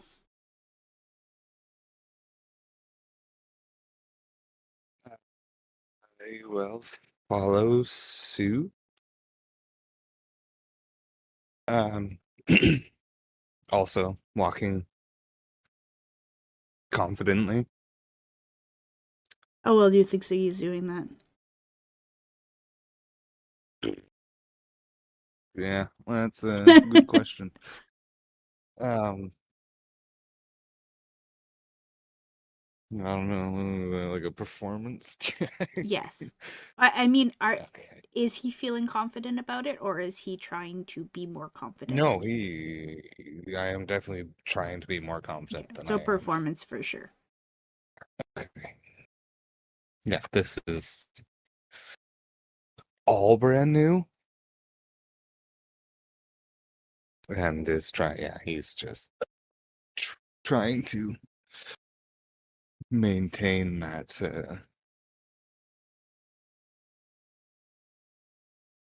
He doesn't want to look nervous. He doesn't want to That look. air of confidence. He doesn't want to look guilty. Yeah, I don't want to look That's fair. cocky, but I don't want to. Yeah. Okay. Uh, um, 29. Nice. That's pretty good. The silence is broken by the council member sitting in the center of the dais. An elderly man with glasses and a majestic beard. Think Dumbledore, because that's how I picture him.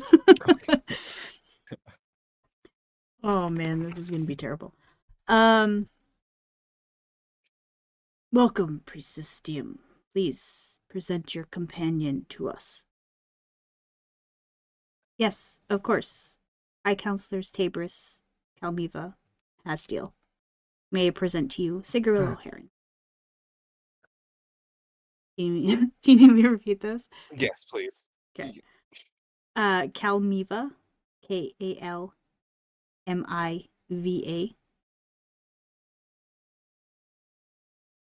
Okay. Tabris, Tabris.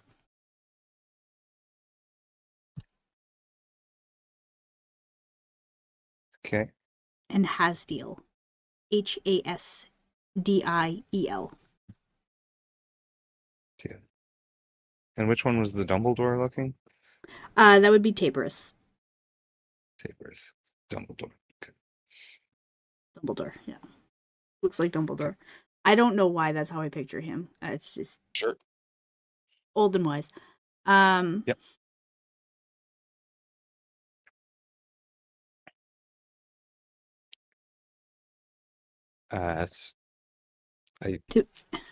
Welcome, Do I Mr. O'Haron. Thank you for joining us today, says council member on the left, an older woman with curly brown hair.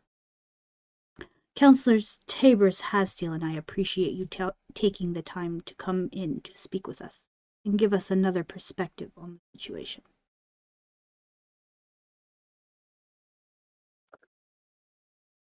I bow. Yeah. You can assume this is Counselor Calmiva. Tell me curly hair. The counselor on the right, an older man with dark hair, little salt and pepper at the temples. Says,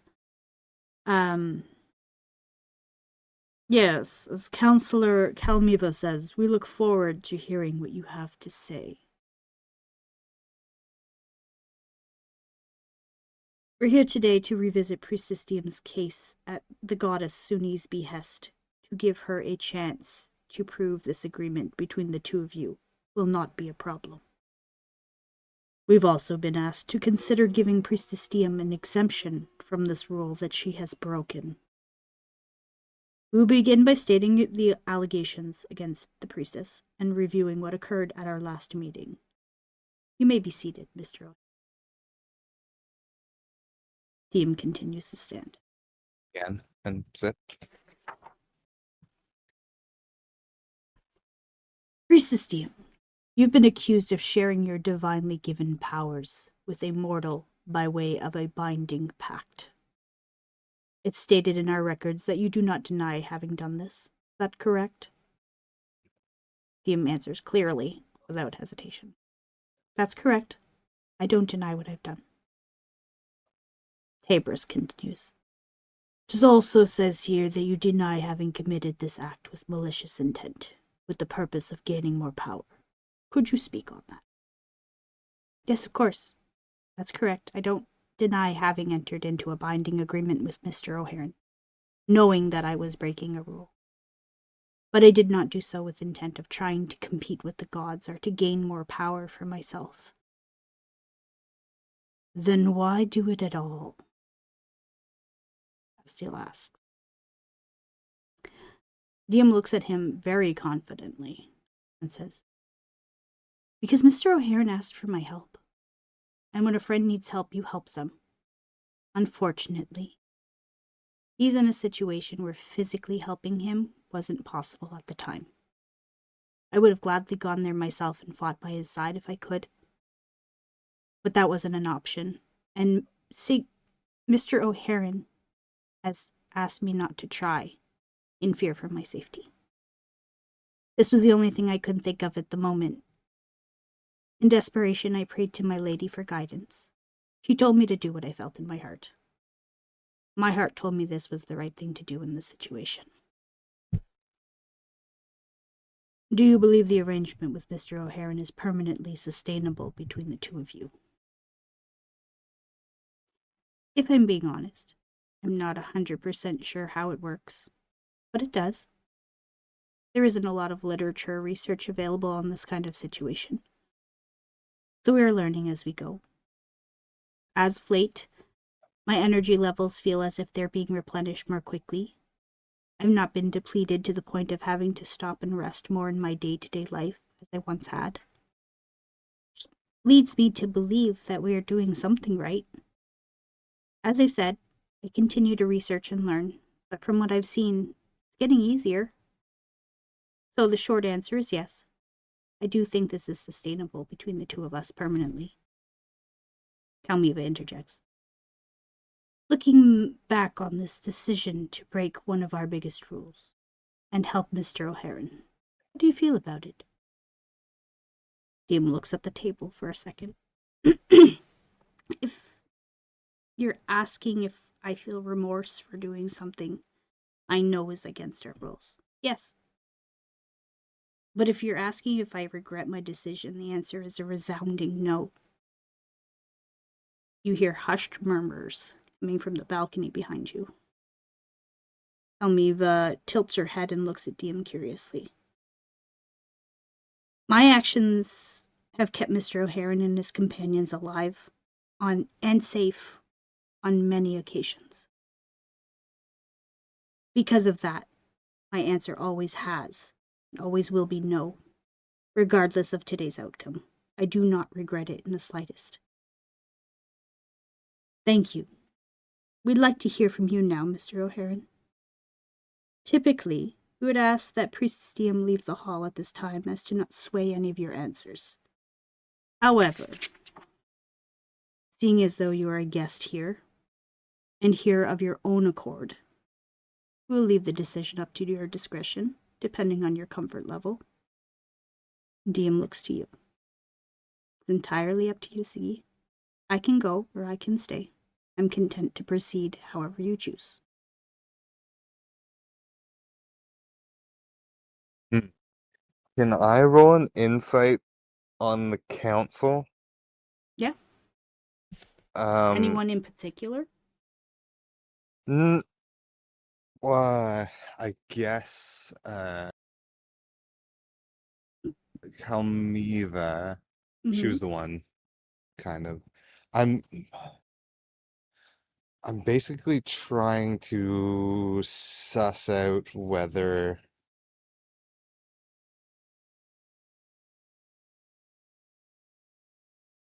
I think it would look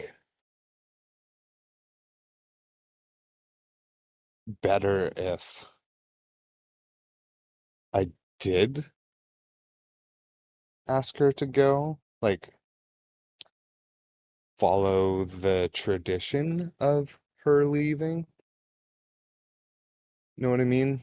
Yeah. Like I Um, don't whether I think that will help them see that I am abiding by their tradition or the way that it's supposed to happen. the way it was explained was because you have chosen to be here that Hmm. you get to decide. It's not something that's typical. Right. So you are more here as a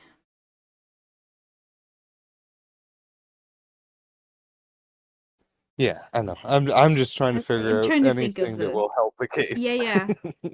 You know? But on it above table, um Hmm. I'm not sure it would sway either way. Okay. But uh you can roll an insight check on them if you like. Okay. Either one or all of them.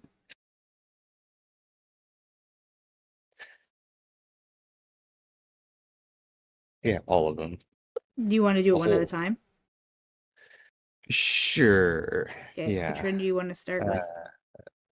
we'll go from left to right. So Oh, Calmivo? Kelmiva.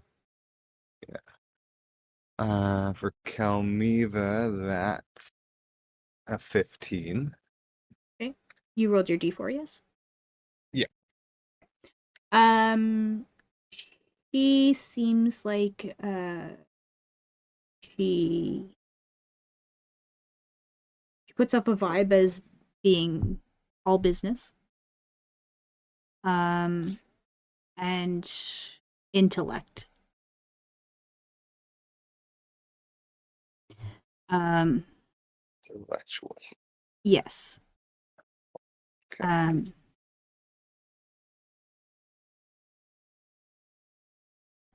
Very rules oriented. uh more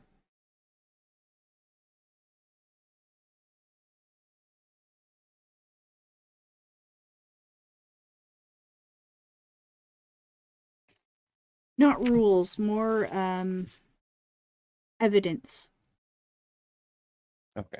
So oriented. yeah, fact driven. Yeah, she is driven by fact, by Okay. intellect. Yeah.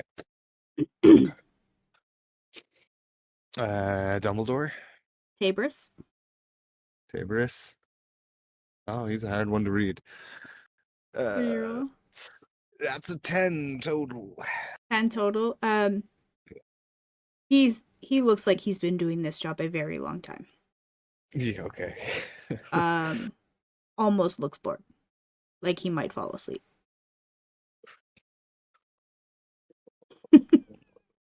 Bored. Okay. He's an old fucking dude. Yeah, yeah, He's ancient. Uh, and Hastiel at the end. yeah.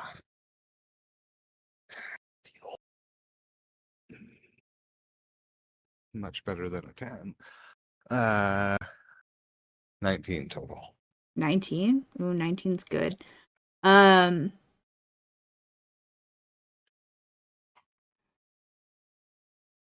With a 19, you get a slight condescending vibe from him. Um, yeah, condescending, pompous.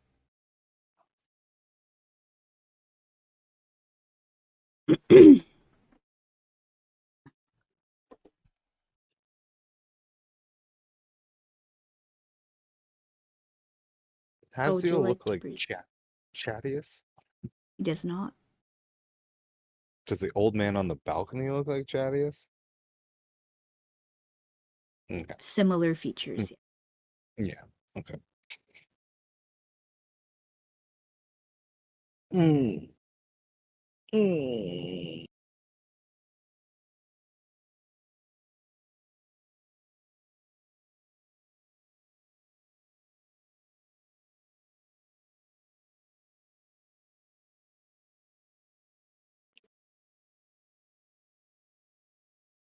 There's no wrong Nah, I don't know. answers. Yeah, I know. I just, oh, yeah. Okay. Um,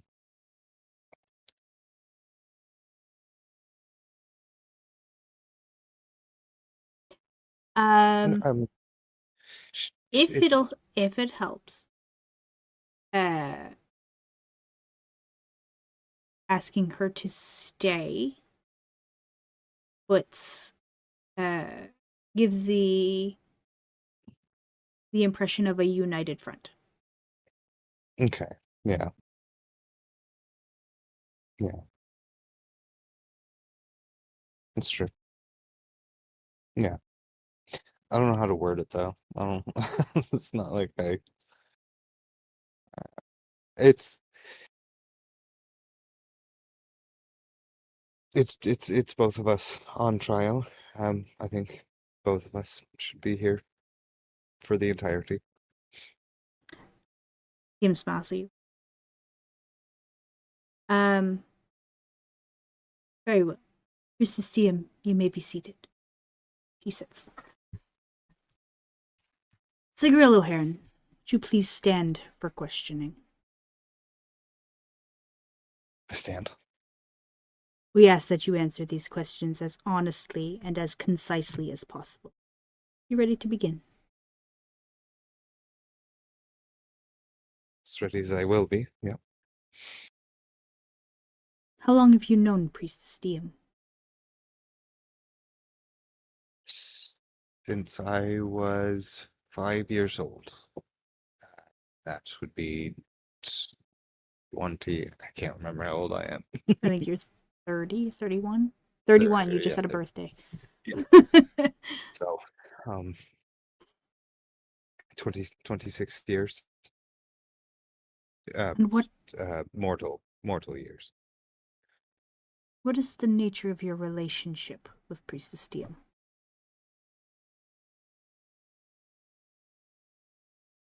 Um, well, it's changing. But for basically my whole life, she's been a guide and someone who's had my back and had uh, an ear for any troubles that I might have had. An answer for most questions, and a dear friend.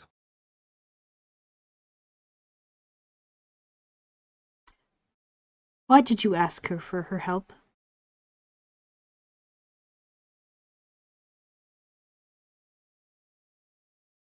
I I've always been able to look to her for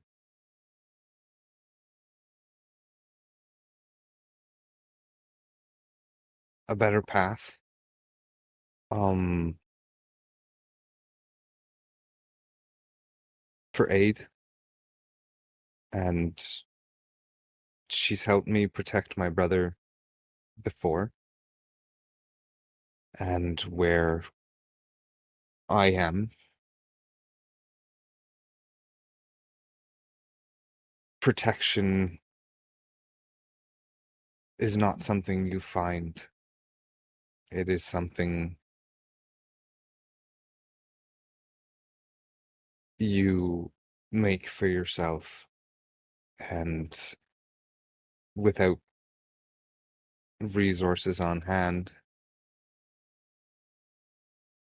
she has always been my protection, and I needed to be the protection for my brother and my friends, and I couldn't be that protection without her.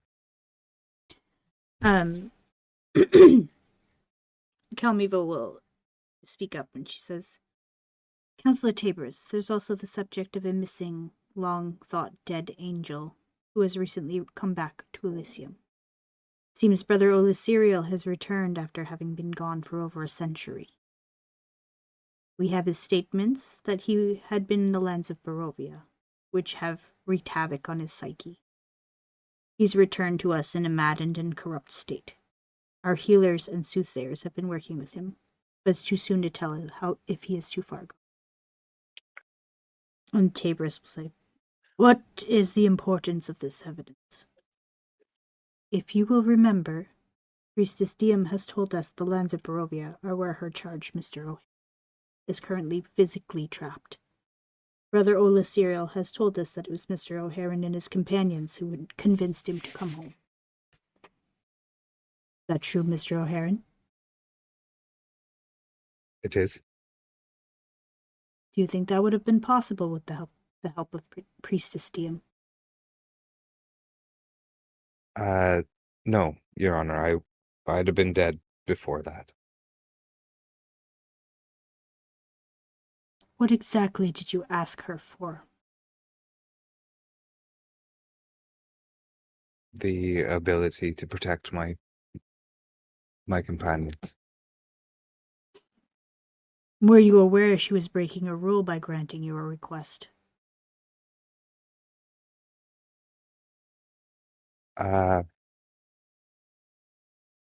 No, like I said, I've always gone to her in times of trouble. I was simply doing it again. Do you worship her as you would a goddess? No, I cherish her the way I cherished a loved one. And do you talk about her with anyone? Told them of Not in your depth. arrangement? My companions are aware of it. It's not hard to see, and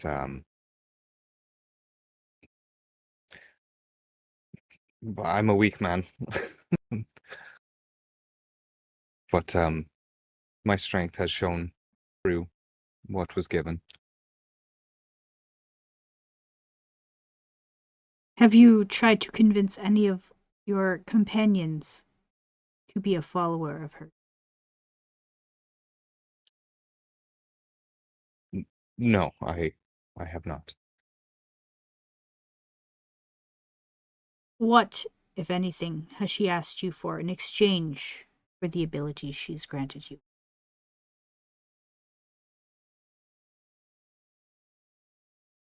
The only thing she's asked for is for me to stay as safe as possible. To protect the people I said I wanted to protect.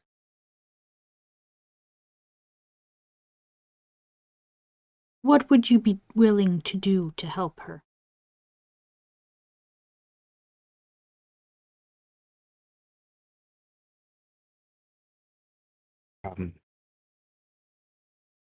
Most anything.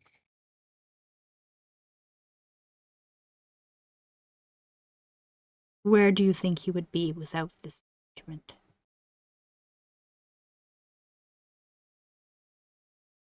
I would be um drained of blood in the dirt of Barovia. Do you believe, in all honesty, that this arrangement is working and it is permanently sustainable between the two of you? The fact that I'm here today is proof that it is working. Um,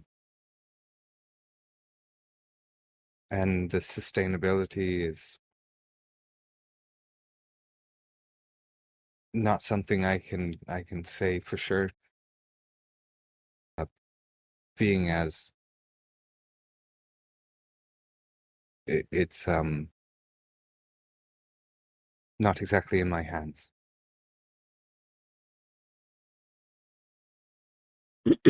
Kalmiva will speak up again. Is there anything about Priestess Diem's character you would wish us to take into account while making our decision?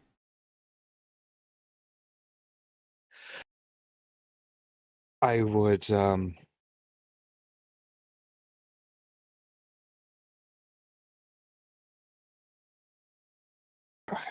I would ask that you simply take a look around the city.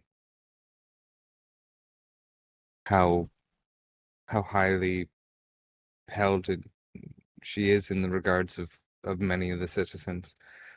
I've only been into the city a handful of times, but even a blind man could see how helpful and happy and caring she is to the folks around her. Thank you, Mr. O'Hare. That will be all. You can be seated. I bow again and take a very deep breath. Diem will squeeze your hand under the table. Reassuringly. Mhm. My shaking hand. You've both stated that you believe the balance of power within your pact to be sustainable. The High Council will request a demonstration to prove as such. Astiel motions to the young girl standing off to the side. She bows slightly and begins wheeling the cart over to the center of the room in front of your table. If you would both be so kind as to approach the cart on opposite ends. Astiel says, motioning to the newly positioned cart. Diem stands at one end. I follow. Sitting on either end of this rolling table, is a short cylindrical device. A small round disc sits in between them. As you approach, the young girl places a hand to the disc and the device begins to glow. The top half of each cylinder separates from the bottom and begins to hover about 5 or 6 inches above the center, filling that space with arcane blue light. We ask that both of you place a hand in the device. Please leave them in there until we ask you to remove them. Diem looks at you, eyes locked on yours, places a hand in the center of the device in front of her. Smile at her and wink and put my hands in the cylinder. Siggi, as you place your hand in the device, it feels cool at first. Cool sensation travels up your arm and into your core. Feel a rush of arcane power pulled up your chest, down your arm, and out of your palm, as if it's being siphoned. Please mark off a pact slot. Okay. Okay. And another. Oh. Okay. Do you have any spell slots, Siggy? Mhm. In general? Yep. Can you start marking those off from highest to lowest? Yep. Go. As you feel, How many are we at? let's say 6. Do you have 6? Including the pack slots or Including your 6 pack spell slot. slots? Including. Uh,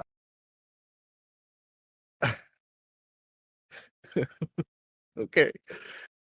What do you have left? 1. 1. You can mark that one off as well. Okay. As you feel this power pulled from your body, you watch as Diem's aura grows dimmer and dimmer with each passing second. The color starts to drain from her face.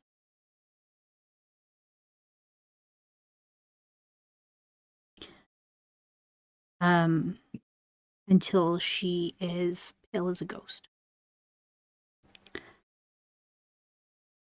That will suffice, Castiel says, and the girl quickly places her hand to the center puck, turning the device off. Diem drops to her knees, bracing herself with her hands on the floor. Her breath shallow. Her aura is so faint it is barely visible. Your core feels empty, cold, like a fire extinguished. The young girl hesitates, eyes wide, looks up to the counselors. Castiel looks at her and shakes his head. She lowers her head and immediately wheels the cart away. Thank you, Lucinda. Mr. O'Haran, now that you've seen just how quickly Priestess Diem might be drained of her power, please demonstrate how you could remedy this situation. A hush falls over the room, and all eyes turn to you. What do you do?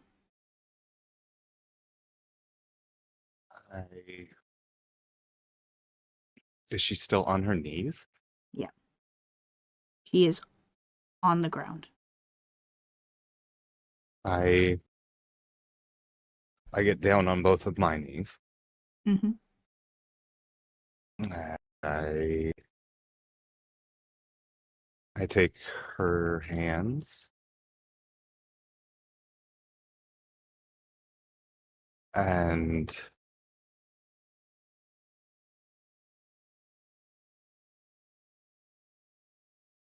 as I take her hands, I will also take my radiant form Mm-hmm. and I will use my last 3 healing lights. Okay. Make a perception check. Okay. Okay. Do you want to know the D6s? Yes, please. It's 12 HP. Okay. And perception? Mm-hmm. Fucking lots. 26. The 26. You don't see much of a change.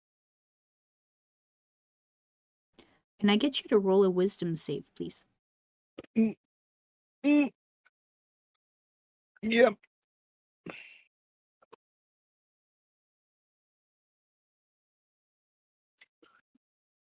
Save. +5. Hey. That's a faux 20. Okay. With a faux 20. You hear a voice echo in the back of your mind. And You recognize it as the Lady of Love. Can I give you some advice? If you love her, show her. It might be what saves her. Okay. You remember that's the last thing Suni said to you.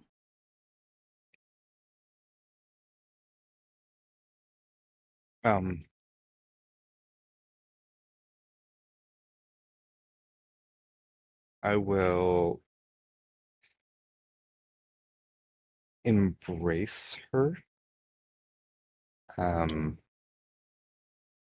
wrap my wings around both of us.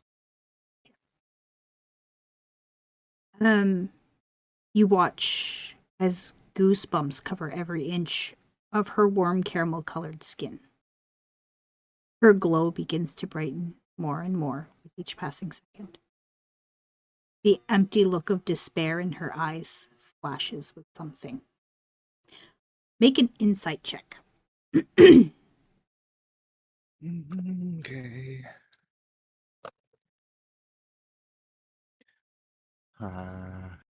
15.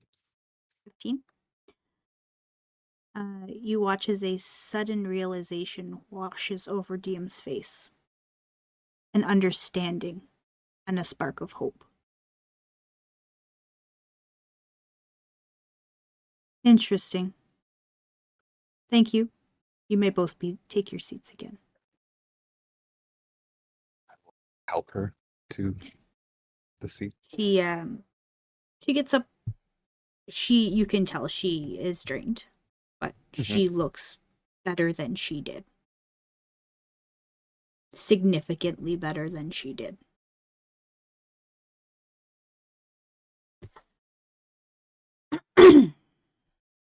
I'll have you make another perception real quick.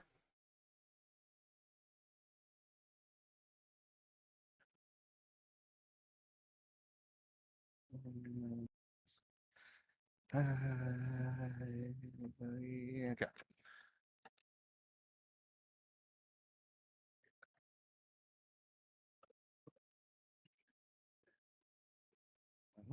A natural 13 plus a 4 on the D4 plus perception. 5. Yeah. So 22. With a 22, you hear a whispered murmuring coming from the balcony. Can't really make out what they're saying. But you also catch, as you're sitting down, Kelmiva shoots Hastiel a look before she continues. Oh.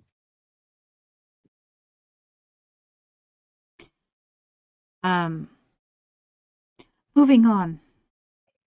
We have a collection of concerns regarding this pact that have been formally filed. We, the elders of the High Council, have read through them, discussed them, and will take them into consideration. Lucinda, if you wouldn't mind taking these to the scribe's desk so that they can be filed with today's records. That would be appreciated. The young bespectacled girl walks over and is handed a half-inch stack of parchment that she then brings to a scribe's desk. You feel Diem's body tense beside you. We also have testimonials in support of Priestess Diem that speak of her character and have been formally submitted. Again, these have been reviewed by the council elders and will be taken into consideration. Lucinda, would you please take these to be filed with today's report as well? And you watch her hand over a stack that is about 2 inches thick.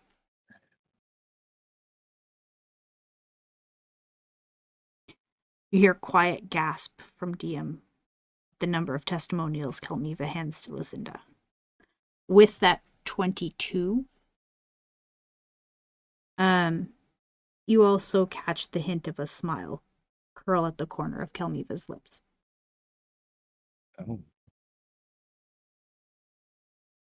Hastiel speaks up at this point.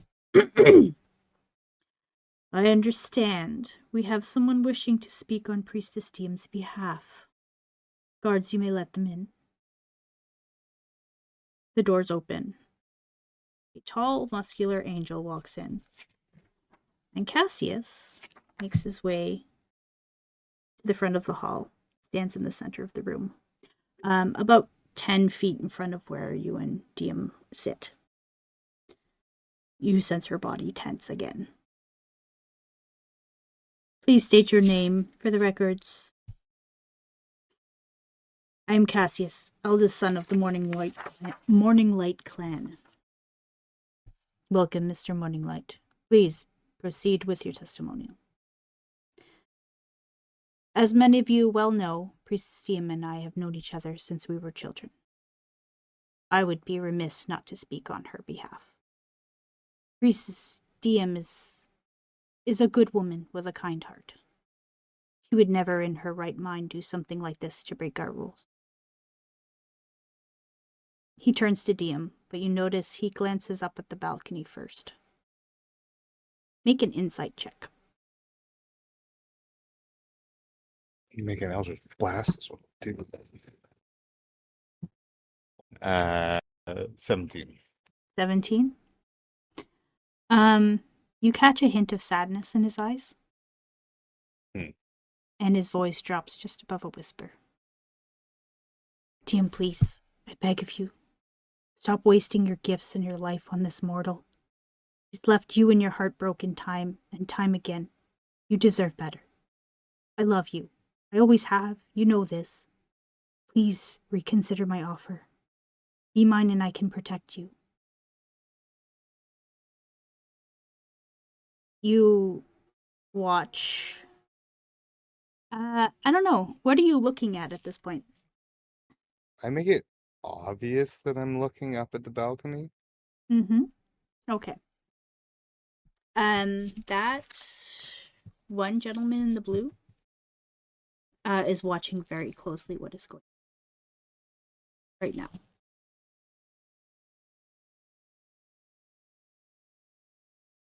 Diem replies. I go from looking up at him to looking at Chadius, and then bite my tongue real hard. Yeah? Yeah. You're sure? Mm-hmm. Okay. Promises. Okay. In Diem's tone, you can tell she is fighting to keep calm. I do not, and will never, belong to anyone. I'm not a prize that you can win, Cassius, nor am I an accessory that you can buy. All that I have, all that I am, is mine to give to whomever I please. My choices are not, and will never, be of concern to you. I'm sorry. For the last time, my answer is no. Murmurs from the balcony again. Mr. Morninglight, please continue. Cassius's eyes flit back to the balcony. His face goes red. And his blue eyes fill with tears. He turns back to the council elders. As I've said, I've known Priestess Diem for a long time. It's for that reason I believe she is no longer in her right mind. I believe this pact has already begun to corrupt her and that she's losing all sense of reality. Since she has no family of her own, I would beseech the High Council to release her into the care of myself and the Morning Light clan so that we may care for her and protect her from any adverse effects this pact may have on her. Gasps and exclamations issue from the balcony again. People are shocked. And yeah, you can hear people starting to talk over each other. Mm-hmm. High Counselor Tabris bangs a gavel on the table to quiet the room. and you watch 2 more guards come in through the door at the back of the chamber. And you feel a sense of panic in your core.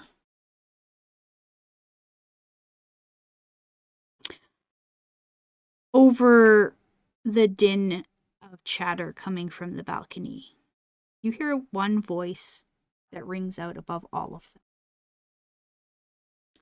You'd like that, wouldn't you, Mr. Morninglight? I beg to differ. Starting to think that Priestess Diem is the only one here in her right mind. Please make a perception check. I don't even have to. You don't have to? No, I do. Perceptions +5. That's only a 12. Okay. There are not a lot of people in this balcony. Maybe a dozen, so not difficult to see.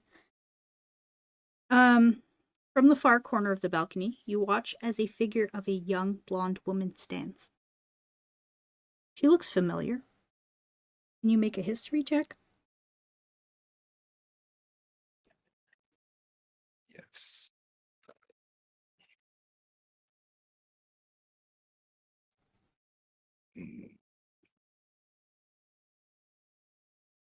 Hold on. I have things right. Take your time.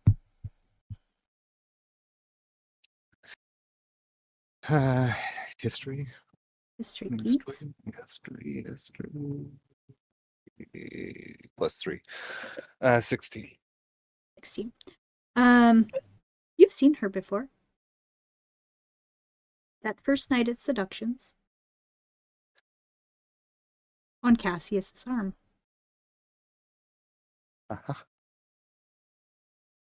You watch as her gaze shifts from the man in blue, Cassius, as she approaches the railing.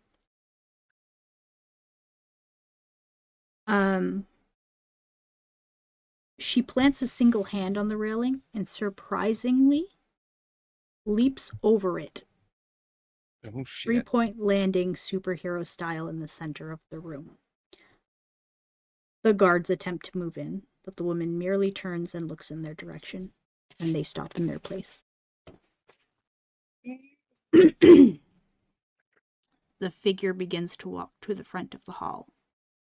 And as she approaches Cassius, his face goes from absolutely enraged and insulted to that of a frightened little boy. The woman's features begin to shift, change. Complexion darkens a little. She runs her hands through her blonde locks and shakes out the remainder of the illusion, revealing wild red hair and the radiant visage of the Lady of Love herself. Everyone in the room immediately bows their heads. Some drop to a knee. Goddess Suni, we did not expect you to grace us with your presence for a second time. Had to make sure you were giving Priestess Diem a fair chance. And she turns to Diem and she smiles. First things first, though. She reaches towards Cassius. Running a finger down his chest, she tears the medallion of Suni from his chain and crushes it in her fist, blowing a pile of dust that is left behind from her palm. Don't sully my good name by spouting nonsense about one of my loyal followers. Cassius's eyes go to the balcony, and his shoulders drop, and he drops to his knees. Sorry, my lady. He looks embarrassed and ashamed, and you watch as a tear runs down his face. Don't apologize. She runs her fingers through his hair, and then grabbing a fistful of it, she forces his head back to look at her. Just do better. He releases him. Now, back to business at hand. I'm not sure what is so difficult for you to understand. As I mentioned during my last visit, Priestess Diem's actions were not made in hunger for power, but as a sacrifice made from love and fear for the safety of Mr. O'Hara. Clearly, this is not a case of her wanting power to rival the gods. You're all blind if you can't see that she worships him as much as he may worship her, if not more. Diem's face flushes a little. Squeeze And her if, hand. and if I, the goddess that this priestess serves, don't have a problem with it, then why should any of you? Don't feign to be offended or threatened on my behalf. It's insulting. Sunni looks to you and smiles. You hear her voice in your head. Hello, Siggi O'Hara. She snaps her fingers. The room suddenly goes quiet and still. Oh, fuck. Everything around you goes dark until it seems like all that exists in here are you and the goddess of beauty. Almost as if you're spotlighted in a pitch-black theater. I had hoped I would find you here today. Now that you've had some time to think about our last visit, I'd want to catch up and revisit some questions you seemed unsure of when we last spoke. Suddenly, Diem's motionless body is lit by an unseen source. Her head bowed in reverence of Sunni, the goddess whose teachings she lives her life. Who or what is she to you?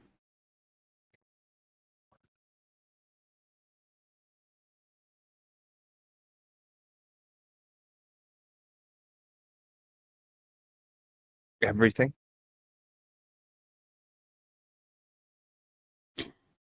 Why do you think her final wish was to save you instead of herself? The same reason I would make that choice? When we last met, you asked me a question. Now I think I'll ask it of you. I believe I already know the answer, but indulge me. Why are you helping Diem?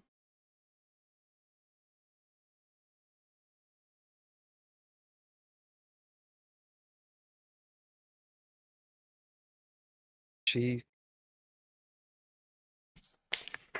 stands for everything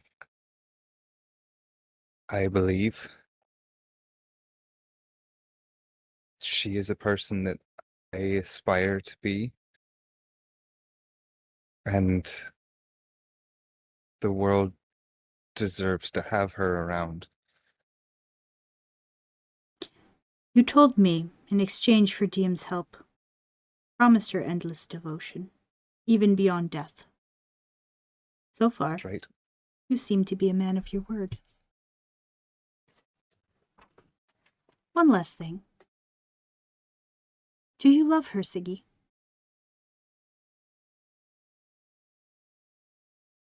From the bottom of my heart to the top of my lungs.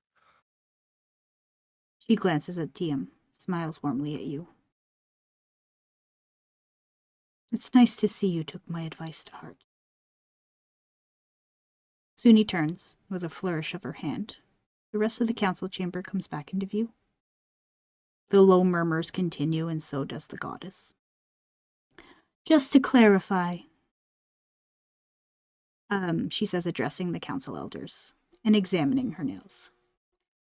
Your rule states that no angel is to share their divinely given powers with a mortal. Is that true? The members of the High Council just nod nervously and confused. Well, first of all, who are you to decide what anyone can do with what they've rightfully earned? The council elders look ashamed. But more importantly, this rule does not apply to her, as Priestess Diem is no mere angel. A hush falls over the hall. Everyone looks at Diem in confusion. Diem looks at Sunni, equally confused. Hasdiel's voice trembles as he If I may, who or what is she? The goddess looks to him in surprise. You dare question my judgment? No, no, of course not, my lady. I merely search for clarification. Well, if you must know. Suni's voice rings out loud, echoing through the hall. She is my champion. And the Lady of Passion looks at Diem and adds, that is, if she wishes to be, of course. Do you accept, Priestess Diem? Diem's eyes go wide. Shock fills her face and tears fill her eyes. She drops to her knees and bows her head. It would be my honor, my Lady Firehair. And Suni walks towards her. And it is settled. She stands proudly before Diem. You kneel as Priestess Diem of Elysium, but you rise as Diem Perpetua, champion of Suni. And she motions for Diem to stand as a golden light encircles her. With a hand on each of Diem's shoulders, the goddess places a kiss to her forehead. And the entire balcony erupts in more shock and awe.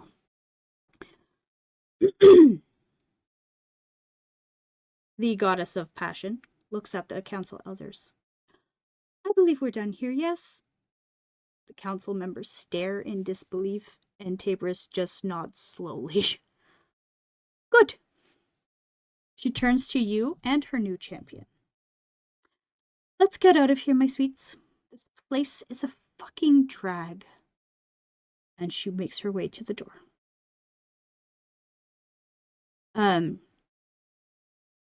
As Diem begins to follow, Cassius reaches out and grabs her arm. You see Suni, not even looking, pause in her tracks. Diem, wait.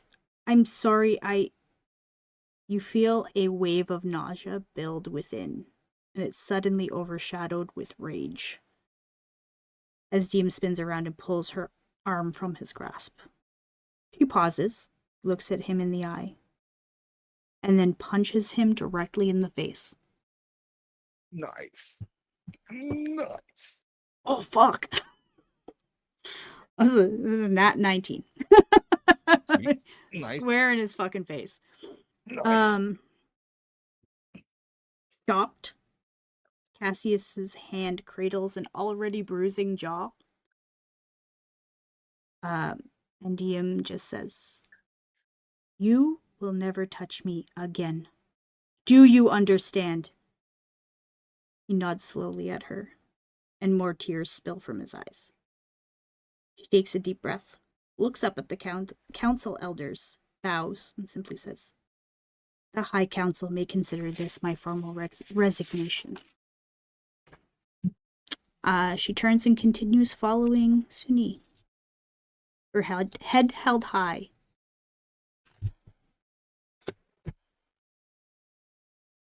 Do you need another break? Hold on. No, that's fine. Good. Okay. As you leave the court of the High Council, down the marble stairs at the front, Suni turns to both of you. Diem suddenly looks embarrassed. Oh, where are my manners? My Lady Firehair, this is Siguril O'Haran. Siggi, this is the goddess Suni.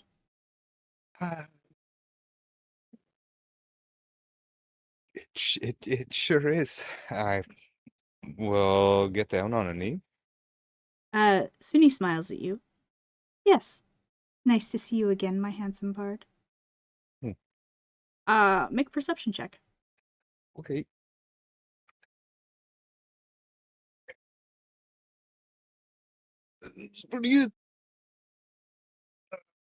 +5. 23.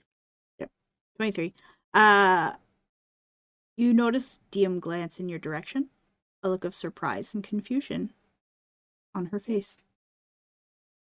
Give her one more cheeky wink.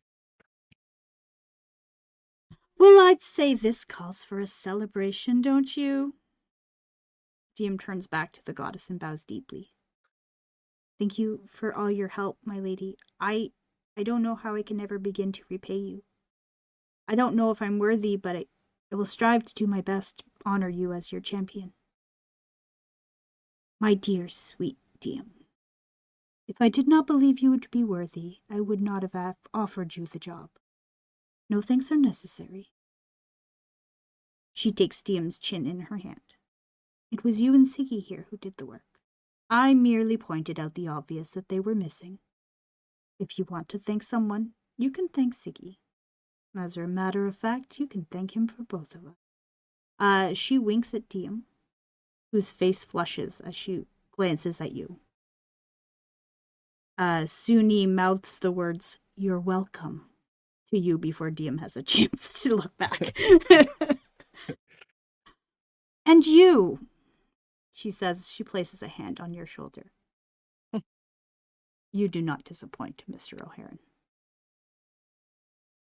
she says, leaning a little closer. You've chosen well to put your faith in her. She places another hand on Diem's shoulder, the same way.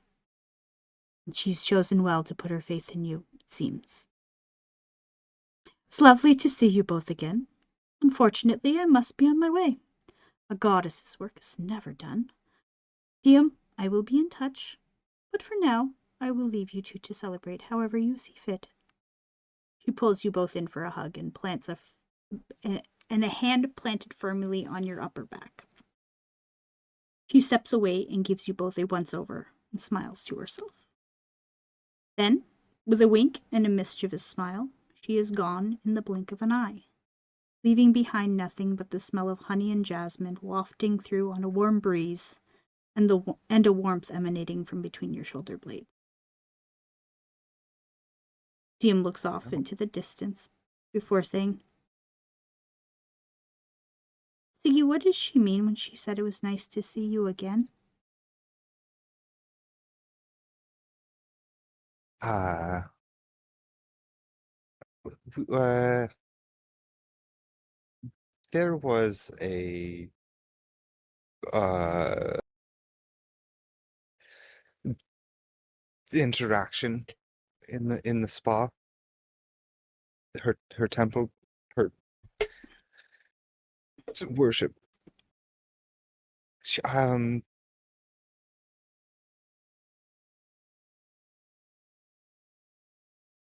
She, she came to me. When?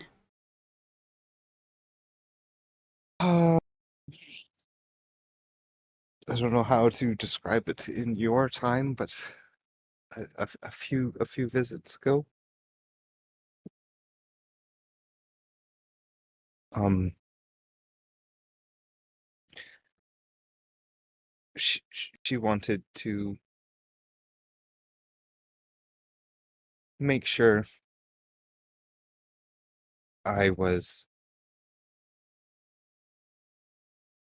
uh, honest about my feelings and my faith in you.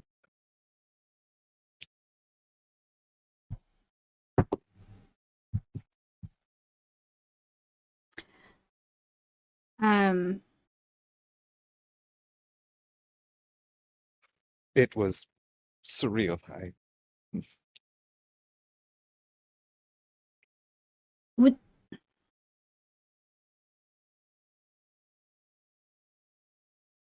this is before or after the weird feelings?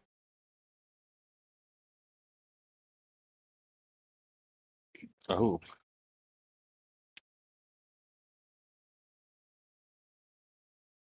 mm, Do you need an answer? right before, wasn't it? Was. Yeah. Uh, yeah. I think it was shortly before.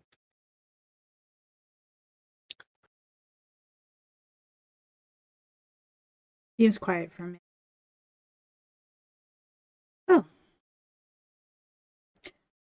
That was something. We go home. Uh, yes, where,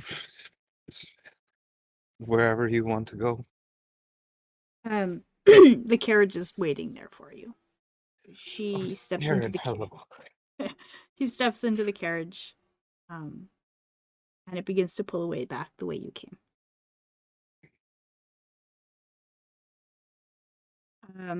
As you were riding back, she just kind of looks out the window, um, as if in deep thought. Hmm. And then she says, on second thought, change of plans.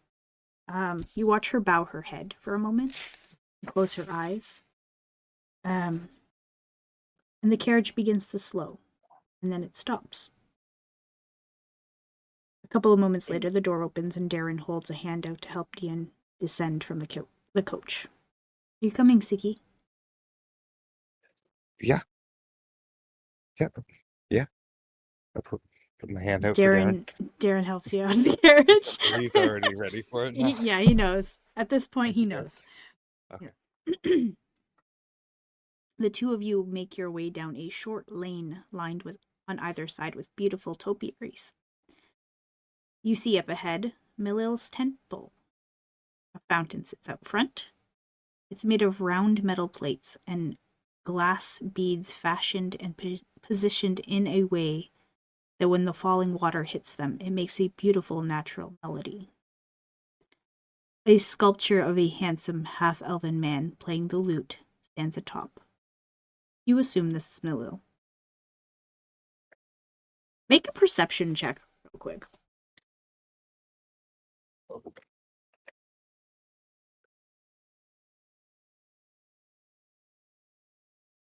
There we go.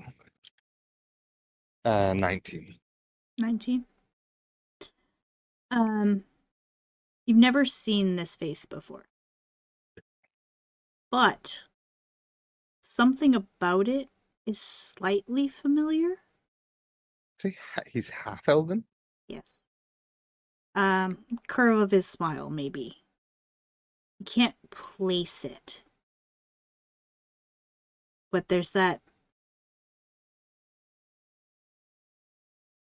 a hint of familiarity with it.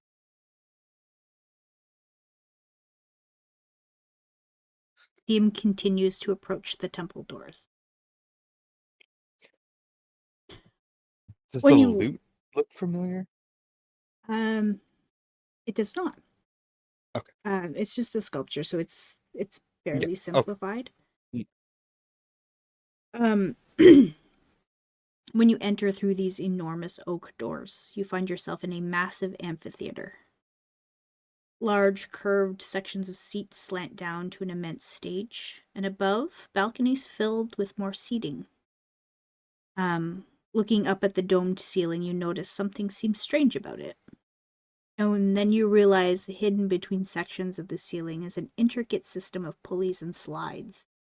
Makes it possible to open the section of the roof and turn it into an open-air theater. An older elven man approaches. Welcome, friends. I'm Ronaldo, head musician at this temple. How can I be of assistance to you today? Yes. Hello, Ronaldo. It's lovely to meet you. I am Priestess Diem of the goddess Suni. This is my companion, Siggi. Ah, fellow bard. And a priestess of Suni. My, aren't we fortunate to be amongst wonderful company today? Bards are always welcome, of course. There's no secret that the Lord of Song and the Lady of Passion have always been on good terms.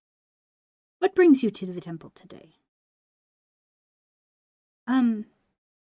A friend of mine from the library, Anastasia, mentioned that you have quite a collection of books here.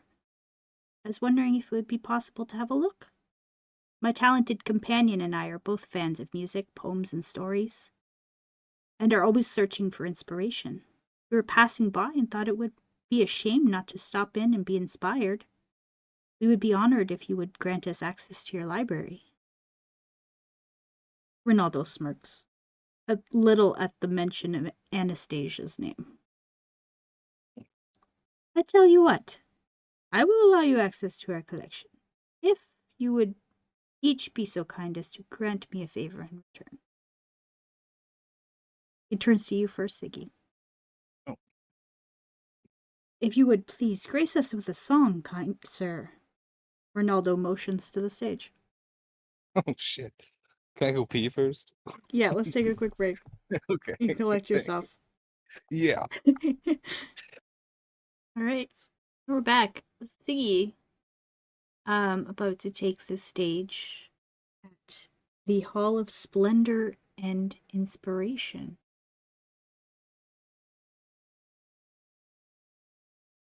Yeah.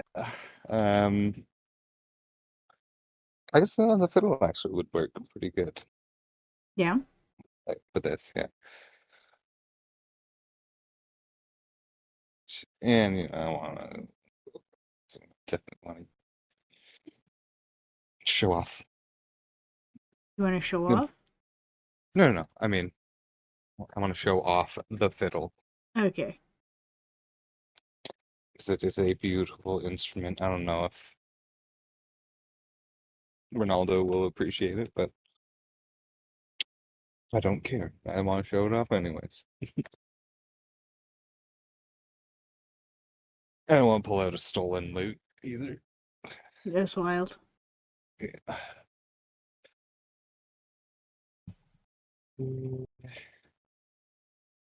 Okay.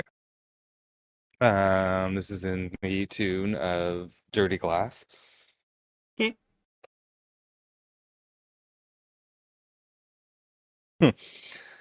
You know, my fiddle start playing. And there's a slight intro. All right.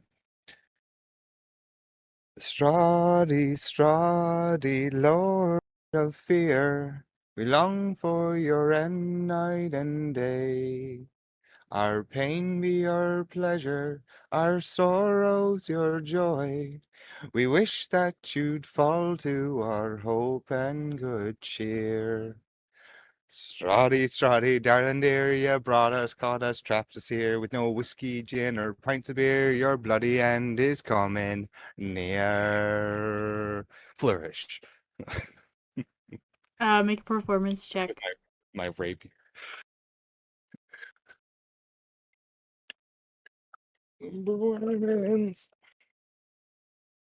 Nice. Nice. Uh, math.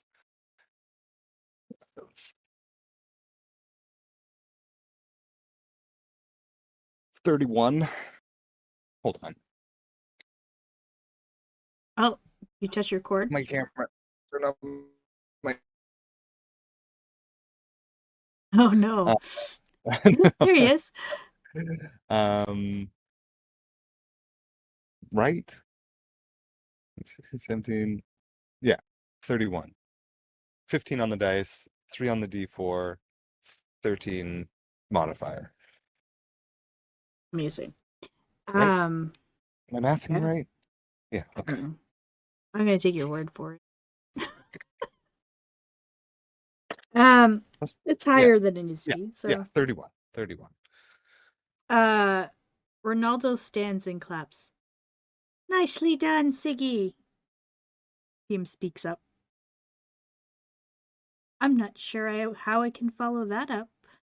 Um, what is it the head musician of the Hall of Splendor and Inspiration would ask this priestess of Sunni? Ronaldo looks at Diem and smiles. Make an insight check. Oh. On her? Or on No, Ronaldo? on Ronaldo. Ronaldo. Uh,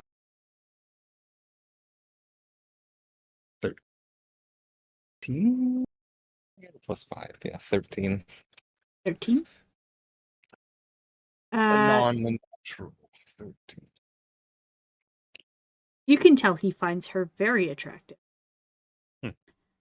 And the hint of a thought flashes in his eyes. Then he looks at you. What look is on your face in this moment? Like, what are your eyes conveying? Oh,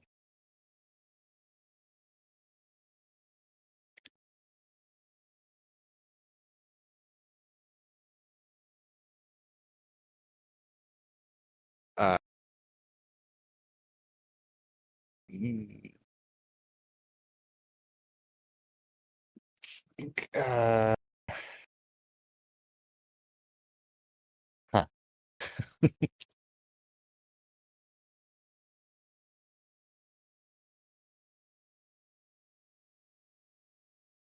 I like after I noticed it. Yes. Hmm.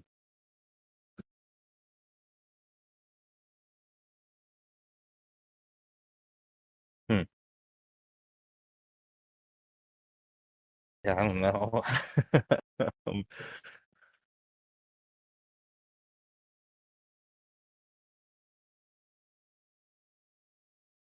As this look flashes in his eyes, he looks at you very quickly.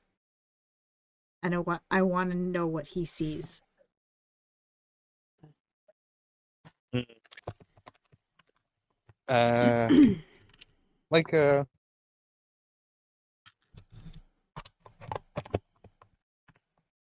I don't know. It's not like fucking.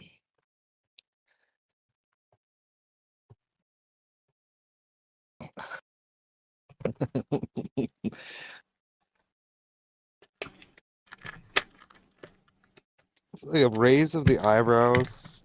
Um,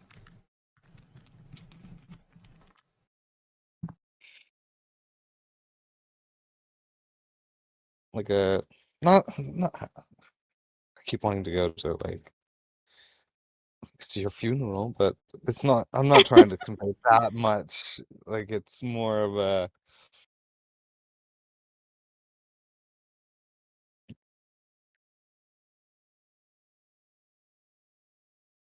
choose your next words carefully, but Like, careful. I don't want. I don't want to convey that I'm the one you should be Yeah. afraid of. Like, Um I don't know how to describe that in eye motions. no, I get what you're saying. Um Don't step over the line. yeah. A Uh warning. Basically I know where the line is. Mhm. Exactly. Um okay.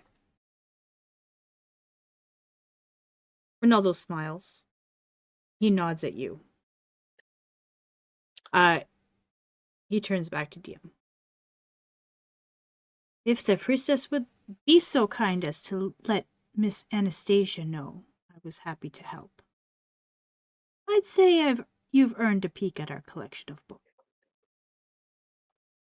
Diem smiles at him. I would be more than happy to help. Please consider it already done. Wonderful. Please follow me. Um, Ronaldo leads you past the stage to a large staircase leading to the second and third floor. As you reach the second floor, it opens to a large library. There are like sofas and chairs, tables, some desks dotted throughout as well. There's a couple of musical instruments around, amongst rows and rows of books. Sections are labeled varying from songs, poetry, epics, stories, and legends. Please have a look around at your leisure. All we ask is that you are respectful of our property. And if you need anything or have any questions, please don't hesitate to find me. I should be downstairs preparing for our upcoming festival. Of course. Thank you, Ronaldo. I will be sure to tell Anastasia what an absolute gentleman you are. Ronaldo bows graciously and leaves you to browse the collection. Is there anywhere in particular you would like to start? Diem is where I would start. Who's Anastasia again? She works at the library. So, since our last visit, Hmm. I've been doing some more research, and what you said about Cassius's family has been bothering me. I went to the library and I asked Anastasia for a favor. I wanted to know if the Morning Light clan had been looking for any books that she thought seemed out of the ordinary. She confided in me that a while back they had been looking for books regarding prophecies, but she didn't have any specifics. I haven't been able to find anything that makes any sense yet, but at least it's a starting point. And then she starts looking through shelves and running fingers across the books. But then I thought back to what you said about the possible significance of me being left in that particular clearing. That made me wonder. I asked her if she had any books on Milil. She had a few basic books, and all I could find there was the usual. Milil is the god of song, poetry, and eloquence, creativity, and inspiration. He represents not just one part of the song, such as lyrics or music, but the whole, the song as a whole. And not just as a finished thought, but as the whole process that takes an idea from concept to completion. The full creation of the song from start to finish. He teaches that life itself is like a song, beginning at birth and ending upon death. She pauses. A beautiful thought. See, life is not just a story, but a song. Anyway, I asked Anastasia if she had anything else. She was sad to say she didn't, but suggested I ask here at the temple, as Ronaldo had once told her they have a lovely collection and invited her to come have a look. I then had to explain to her that I was pretty sure he was flirting with her and that she should probably take him up on his offer. In my experience, spending time with a charming bard is never a waste of time. And she winks at you. Yeah. um, so as we were passing by earlier, I figured it might be worth a look, at least to see if we can find anything more here. Yeah. She looks up and she makes a beeline for a set of shelves marked legends. She looks like a woman on a mission. Is there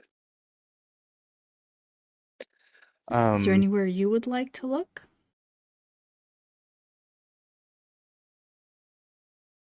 Or are you looking in the same place? yeah, I'd like to assist her.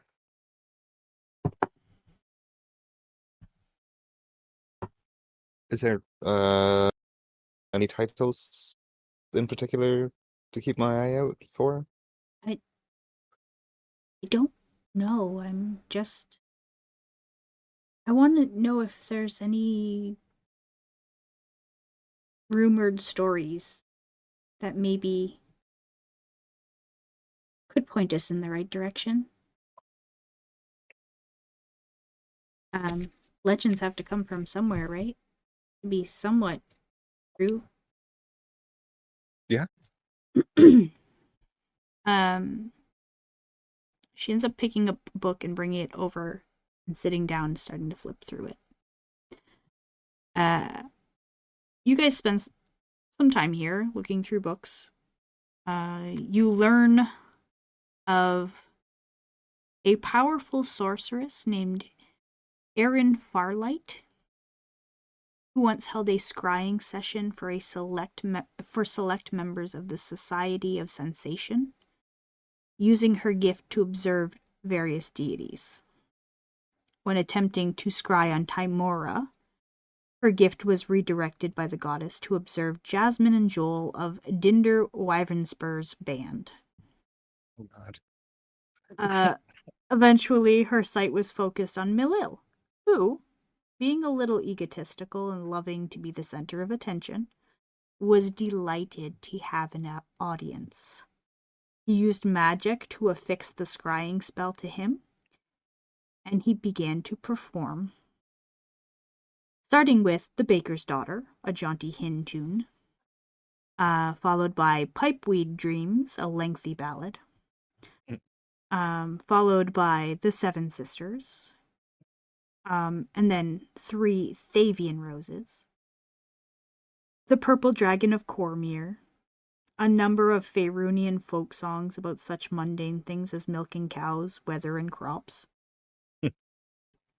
Eventually, the sensates started getting bored of the performance, so Milil responded by starting to sing an opera called The Fall of Mithrandir. The long and torturous performance served as a punishment for trying to spy on a god.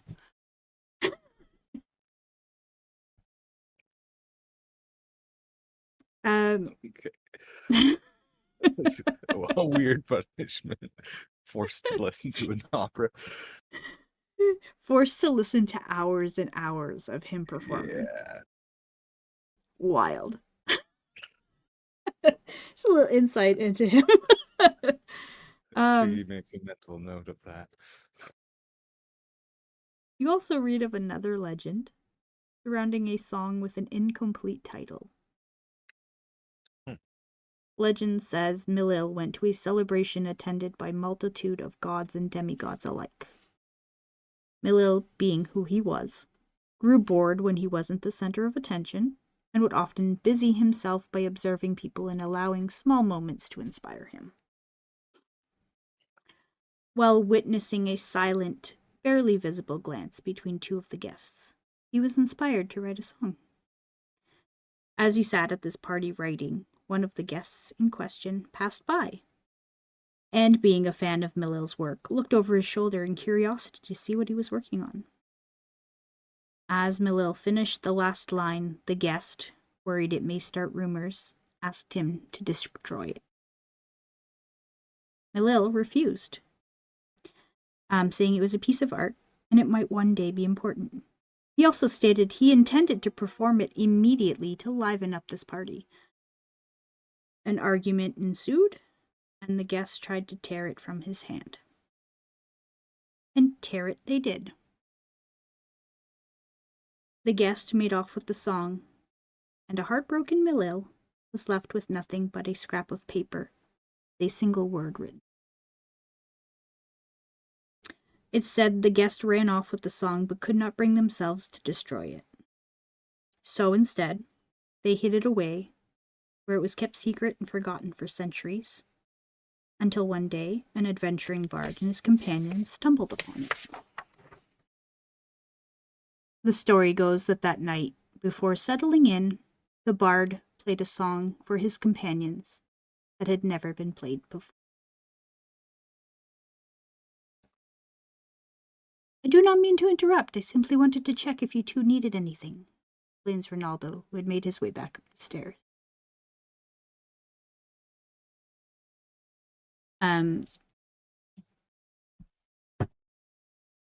He looks over at what you 2 are reading. Ah, fascinating story. Beautiful song indeed. Some say even magical. Legend has it that there was a meteor shower in both Faerun and Elysium the first night that was played.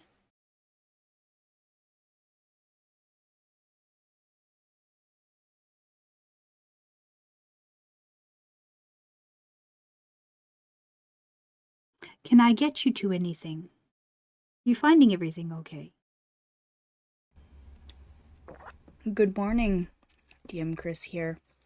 It's time for another installment of Storytime with DM Chris. You know what that means. If you guessed that we had more technical difficulties, you would be correct. Now, I know it seems like Elysium is cursed at this point, But if you've watched any of our content and seen our dice rolls, you will know that it is in fact I who is cursed. As Taylor Swift would say, it's me. Hi, I'm the problem. It's me. As a result, you are now equally cursed to listen to my annoying ass voice while I fill you in on the audio that wasn't captured. My apologies in advance. Let's get this over with, shall we? Sorry, way too early on a day off for this bullshit. So, we pick up where Ronaldo comes up to the library to check in on Siggi and Diem and ask if they need anything. He notices what they're reading and comments on what an interesting story that is. Siggi asks him if he knows anything about the song that was described in the legend. Ronaldo tells him that he's pretty sure they have a copy of the lyrics somewhere, and immediately goes to work looking for them. When he finds the right book and page, he hands it to Siggi. He explains that, according to what he has heard, the original parchment that was found was torn, and the bard that found it simply called it by what remained of the title, Song by Milil, or in its original celestial, Sigamilil. Both Siggi and Diem pause and look at each other and realize that the name of the song is eerily close to Sigaril, Siggi's actual name. Out of curiosity, Siggi asks if the temple might have a copy of the music. Ronaldo tells him they unfortunately don't, but if they wished, he would be happy to play a little bit of it for him, as he knows the tune quite well. It's at this point the temple's head musician picks up a nearby lute and begins to play Sigamilil, which Siggi and Diem immediately recognize as the lullaby Saoirse O'Haron would hum to her boys on a nightly basis. With a curiosity that continues to pique, Siggi reads the lyrics of the song out to Diem. He glances at her, and she at he, both wanting something they know could never be. From where I sat across the room, even I could tell how he longed for her touch, and she craved his as well. Two burning flames, a desire to intertwine, powerful apart, unstoppable combined. But the two of them together, neither one could ever see, for he wanted a constant, and she was always meant to be free. So I sit and I imagine, what could be the harm? Should one day he be brave enough to take her in his arms? What would be the outcome of these two hearts' desires? A child made of stardust, of passion, and of fire. Eyes that sparkle with the envy of all who look upon her face. They shimmer with the heavens and all her mother's grace. The fire of her father burns from deep within, stoked by the intense passion from the blood of both her kin. So here I make a quiet wish, for there to come along a child made of pure love. Her heartbeat is this song. Siggi asks Ronaldo if he happens to know the name of the bard who originally discovered the song. Ronaldo says he doesn't know, but if Siggi ever finds out, to please tell him. They thank Ronaldo, and he excuses himself and goes back to rehearsals. Both Diem and Siggi are shocked by these revelations. Diem looks confused and isn't sure how to process the information. She asks Siggi if all this seems weird to him, with the tune of the song being his mother's lullaby and the fact that the song's name sounds strangely like his own. She also doesn't want to assume that the song is about anyone in particular, and is a little in denial that it could be about her. But it seems a little too coincidental. Though she wonders if, theoretically, if it was about her, she worries that it means she's not a real person. She does agree that if it is about her, it would explain a lot. Siggi points out that there are far too many coincidences for it to just be a coincidence. Diem begins to feel a little overwhelmed by the whole situation and asks Siggi if he minds if they leave. He asks her if she might want to get a drink at a tavern or possibly somewhere more private. She opts for something more private, as the day has been eventful, to say the least, and they decide to head home. Diem takes a few deep breaths and composes herself before heading down the stairs to thank Ronaldo for the use of the library, his time, and hospitality. Ronaldo invites them to come back any time they like. Diem smiles and tries her best not to look as rattled as she feels, and makes her way towards the door. On her way out, Ronaldo asks Siggi if everything is okay. Siggi tells him that it's just been a really long day, and that sometimes that much inspiration can be a little overwhelming. Ronaldo agrees and invites them to come back for the festival in a few weeks, hands Siggi a flyer. They leave the Hall of Splendor and Inspiration to get into the carriage. Diem asks if it would be all right if they stopped to see Ginger on the way home to let her know everything's okay. Siggi's happy to stop in to see Ginger. The two of them stop at the hedonistic herbalist, and Diem lets the carriage driver know they would be walking home from there. She stops at the door, and she looks at Siggi, asking if he wants to come in or wait outside. He says he's happy to go in with her. She asks if he's sure because, although he has met Ginger before, he has never met her like this. Not with her. She reminds Siggi that she is the closest thing Ginger has to a daughter, and that Ginger is the closest thing she has to a mother, following it up with a pleading look that says, I need you to know what I'm saying without me having to say it. She asks again if he's sure. He smiles at her and says yes. Diem then tells him to brace himself, takes a deep breath, and opens the door, heading into the shop. Diem and Ginger greet each other with a hug, and Ginger asks if everything went okay. Diem assures her that everything went better than she thought. She then pauses to officially introduce her to Siggi. Ginger inquires as to whether this is the Siggi, and whether or not he helped her today, while eyeballing him closely. Diem tells her that she believes he was a big help, and Ginger shows her appreciation to him with a big hug with her weirdly strong old satyr arms. She also whispers to him that if he ever hurts Diem, she knows of ways of killing people that are undetectable. If they ever find the body, that is. Siggi assures her that if either of them were to get hurt, it would be him. Ginger tells Diem that she likes this one, even though the last one was gorgeous and had an ass you could bounce a copper piece off of. This one has a good heart. An embarrassed Diem changes the subject while Siggi laughs. Ginger invites them both to stay for dinner.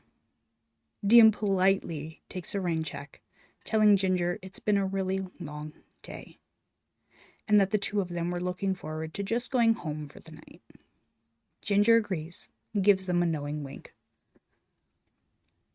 As they head out the door, Siggi remembers his situation and that they are in need of wolfsbane. So they head back in. Diem asks Ginger if she has any wolfsbane, and Ginger asks what she needs it for. Diem explains that Siggi needs it for himself and his friends. Ginger takes a look at Diem's face, and she says she would be happy to help.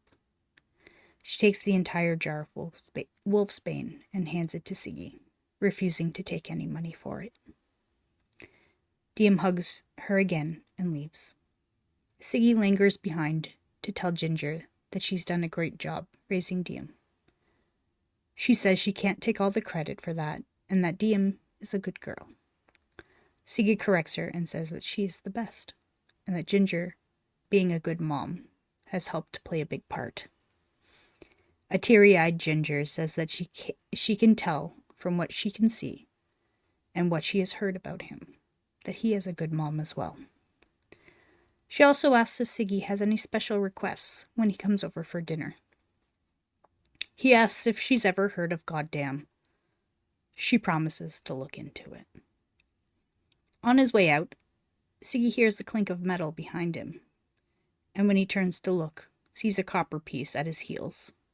Ginger winks and smirks at him. He asks if she just tried to bounce a coin off his ass. She replies with a cheeky shrug.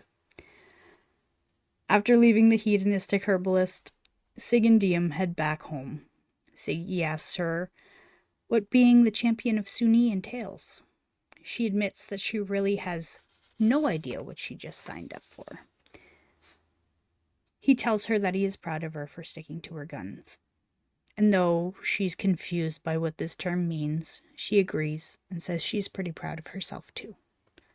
She thanks him for everything he said and takes his hand in hers for the remainder of their stroll home. When they get home, they settle in with some wine. Diem apologizes for how weird Ginger can be, but Sig assures her that he really likes Ginger. The two of them discuss how great their respective mothers or mother figures are. Diem says that she feels fortunate because she's met some terrible mothers. She offers to tell Siggi a story about one, but only if he agrees to get real cool with a lot of stuff real quick. She tells the story as follows. First, before you judge me, let me explain that Cassius wasn't always the way he is now. He used to be kind, sweet even. If I'm being honest, part of how he is now might be my fault. As he said, we have known each other since we were children. We grew up together. We were good friends, and, for a time, we did everything together. And eventually, it turned into something more. We cared for each other once. Or at least I thought we did. Then one day, his mother stopped me as I was leaving their home. She told me I didn't belong there, and that she would never allow her son to stay with someone like me. She offered me money to leave him. She told me to name my price. I was so taken aback and insulted, really. I didn't know what to say. I refused her offer, of course. She assured me that it didn't matter. She said we all knew I wasn't good enough for him, and I never would be, and that he would see it someday. She said she was only trying to save me the heartache. I left that house in tears that night. I had no idea where this was coming from, at least not until the next day when Cassius asked me to meet him, and he brought me a ring. A family heirloom, apparently. All I could think of in that moment was what his mother had said to me. I put the ring back in his hand and said no. Instead of accepting his proposal, as he wholeheartedly thought I would, I broke things off. When he asked why, I could have told him what happened, but I didn't. Instead, I told him I knew in my heart it wasn't going to work. Then I left him there, hurt and confused. He said some terrible things to me as I walked away, trying to hide how much I had hurt him, I imagine. I just kept walking. The next morning, a messenger showed up at my door with a coffer bearing the Morning Light family crest on it, and a letter that read, "You did the right thing." I didn't even open the coffer. I just sent it back. I didn't want to know what their son's heartbreak was worth to them. Things were never the same between us after that. I tried to keep things as friendly and civil as I could. I never told him the real story, and frankly, I would prefer he never found out. I'd rather remain the bad guy in his eyes than to let him know that his parents care so little for his happiness. She gives Siggi a moment to let all that sink in. And then he asks her if she loved Cassius. She tells him that she cared about him, but that she always felt like something was missing when they were together. Like something wasn't quite right between them. She sits with her thoughts for a moment and asks Sig what happens if Cassius was right.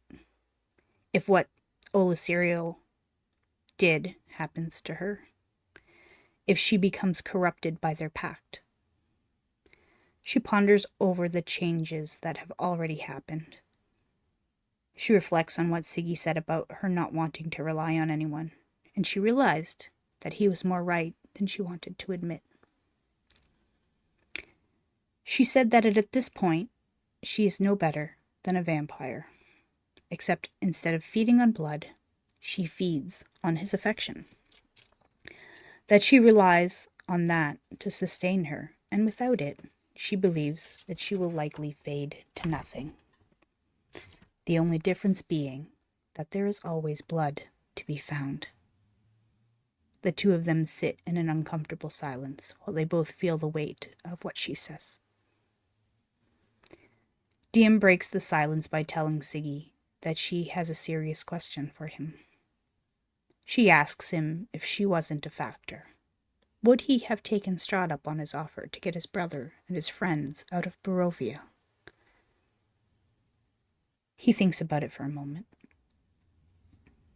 He tells her it doesn't matter, because he doesn't plan on taking it. She expresses again how grateful she is to him for helping save her life that day. And, after a deep breath, she tells him that if he wants to take Strahd up on his offer, she would do it for him. But that she wouldn't promise to play nice, and she wouldn't promise not to kill him every chance she got. Siggi confidently tells her that he's not taking Strahd's deal. He tells her that she is not a trophy or an object that can be owned by Strahd, or anyone else for that matter, and that he could never live with himself if she was to be dragged down to the darkness of Barovia. Diem lets his words sink in, and, with a hint of realization, responds to his declaration with a kiss. The two of them spend the rest of the night curled up together, talking about the most frivolous stuff, trying to leave the weight of the day behind, falling asleep in each other's arms. The next morning, Siggi wakes up, and his stomach begins to growl. Not because he's hungry. Something feels like it's clawing to get out. He instinctively looks at the bite on his side and remembers that time passes differently here in Elysium. Diem looks at him with an expression of concern. He assures her that he is okay, and that he will see her soon, handing her a flyer for the Festival of Inspiration, and suggesting that they go. Unconvinced by his reassurance, Diem reluctantly presses a kiss to his lips and sends him back to Barovia, where he wakes up with a sharp pain in his gut. And that is where we leave Siggi for the day. Good morning.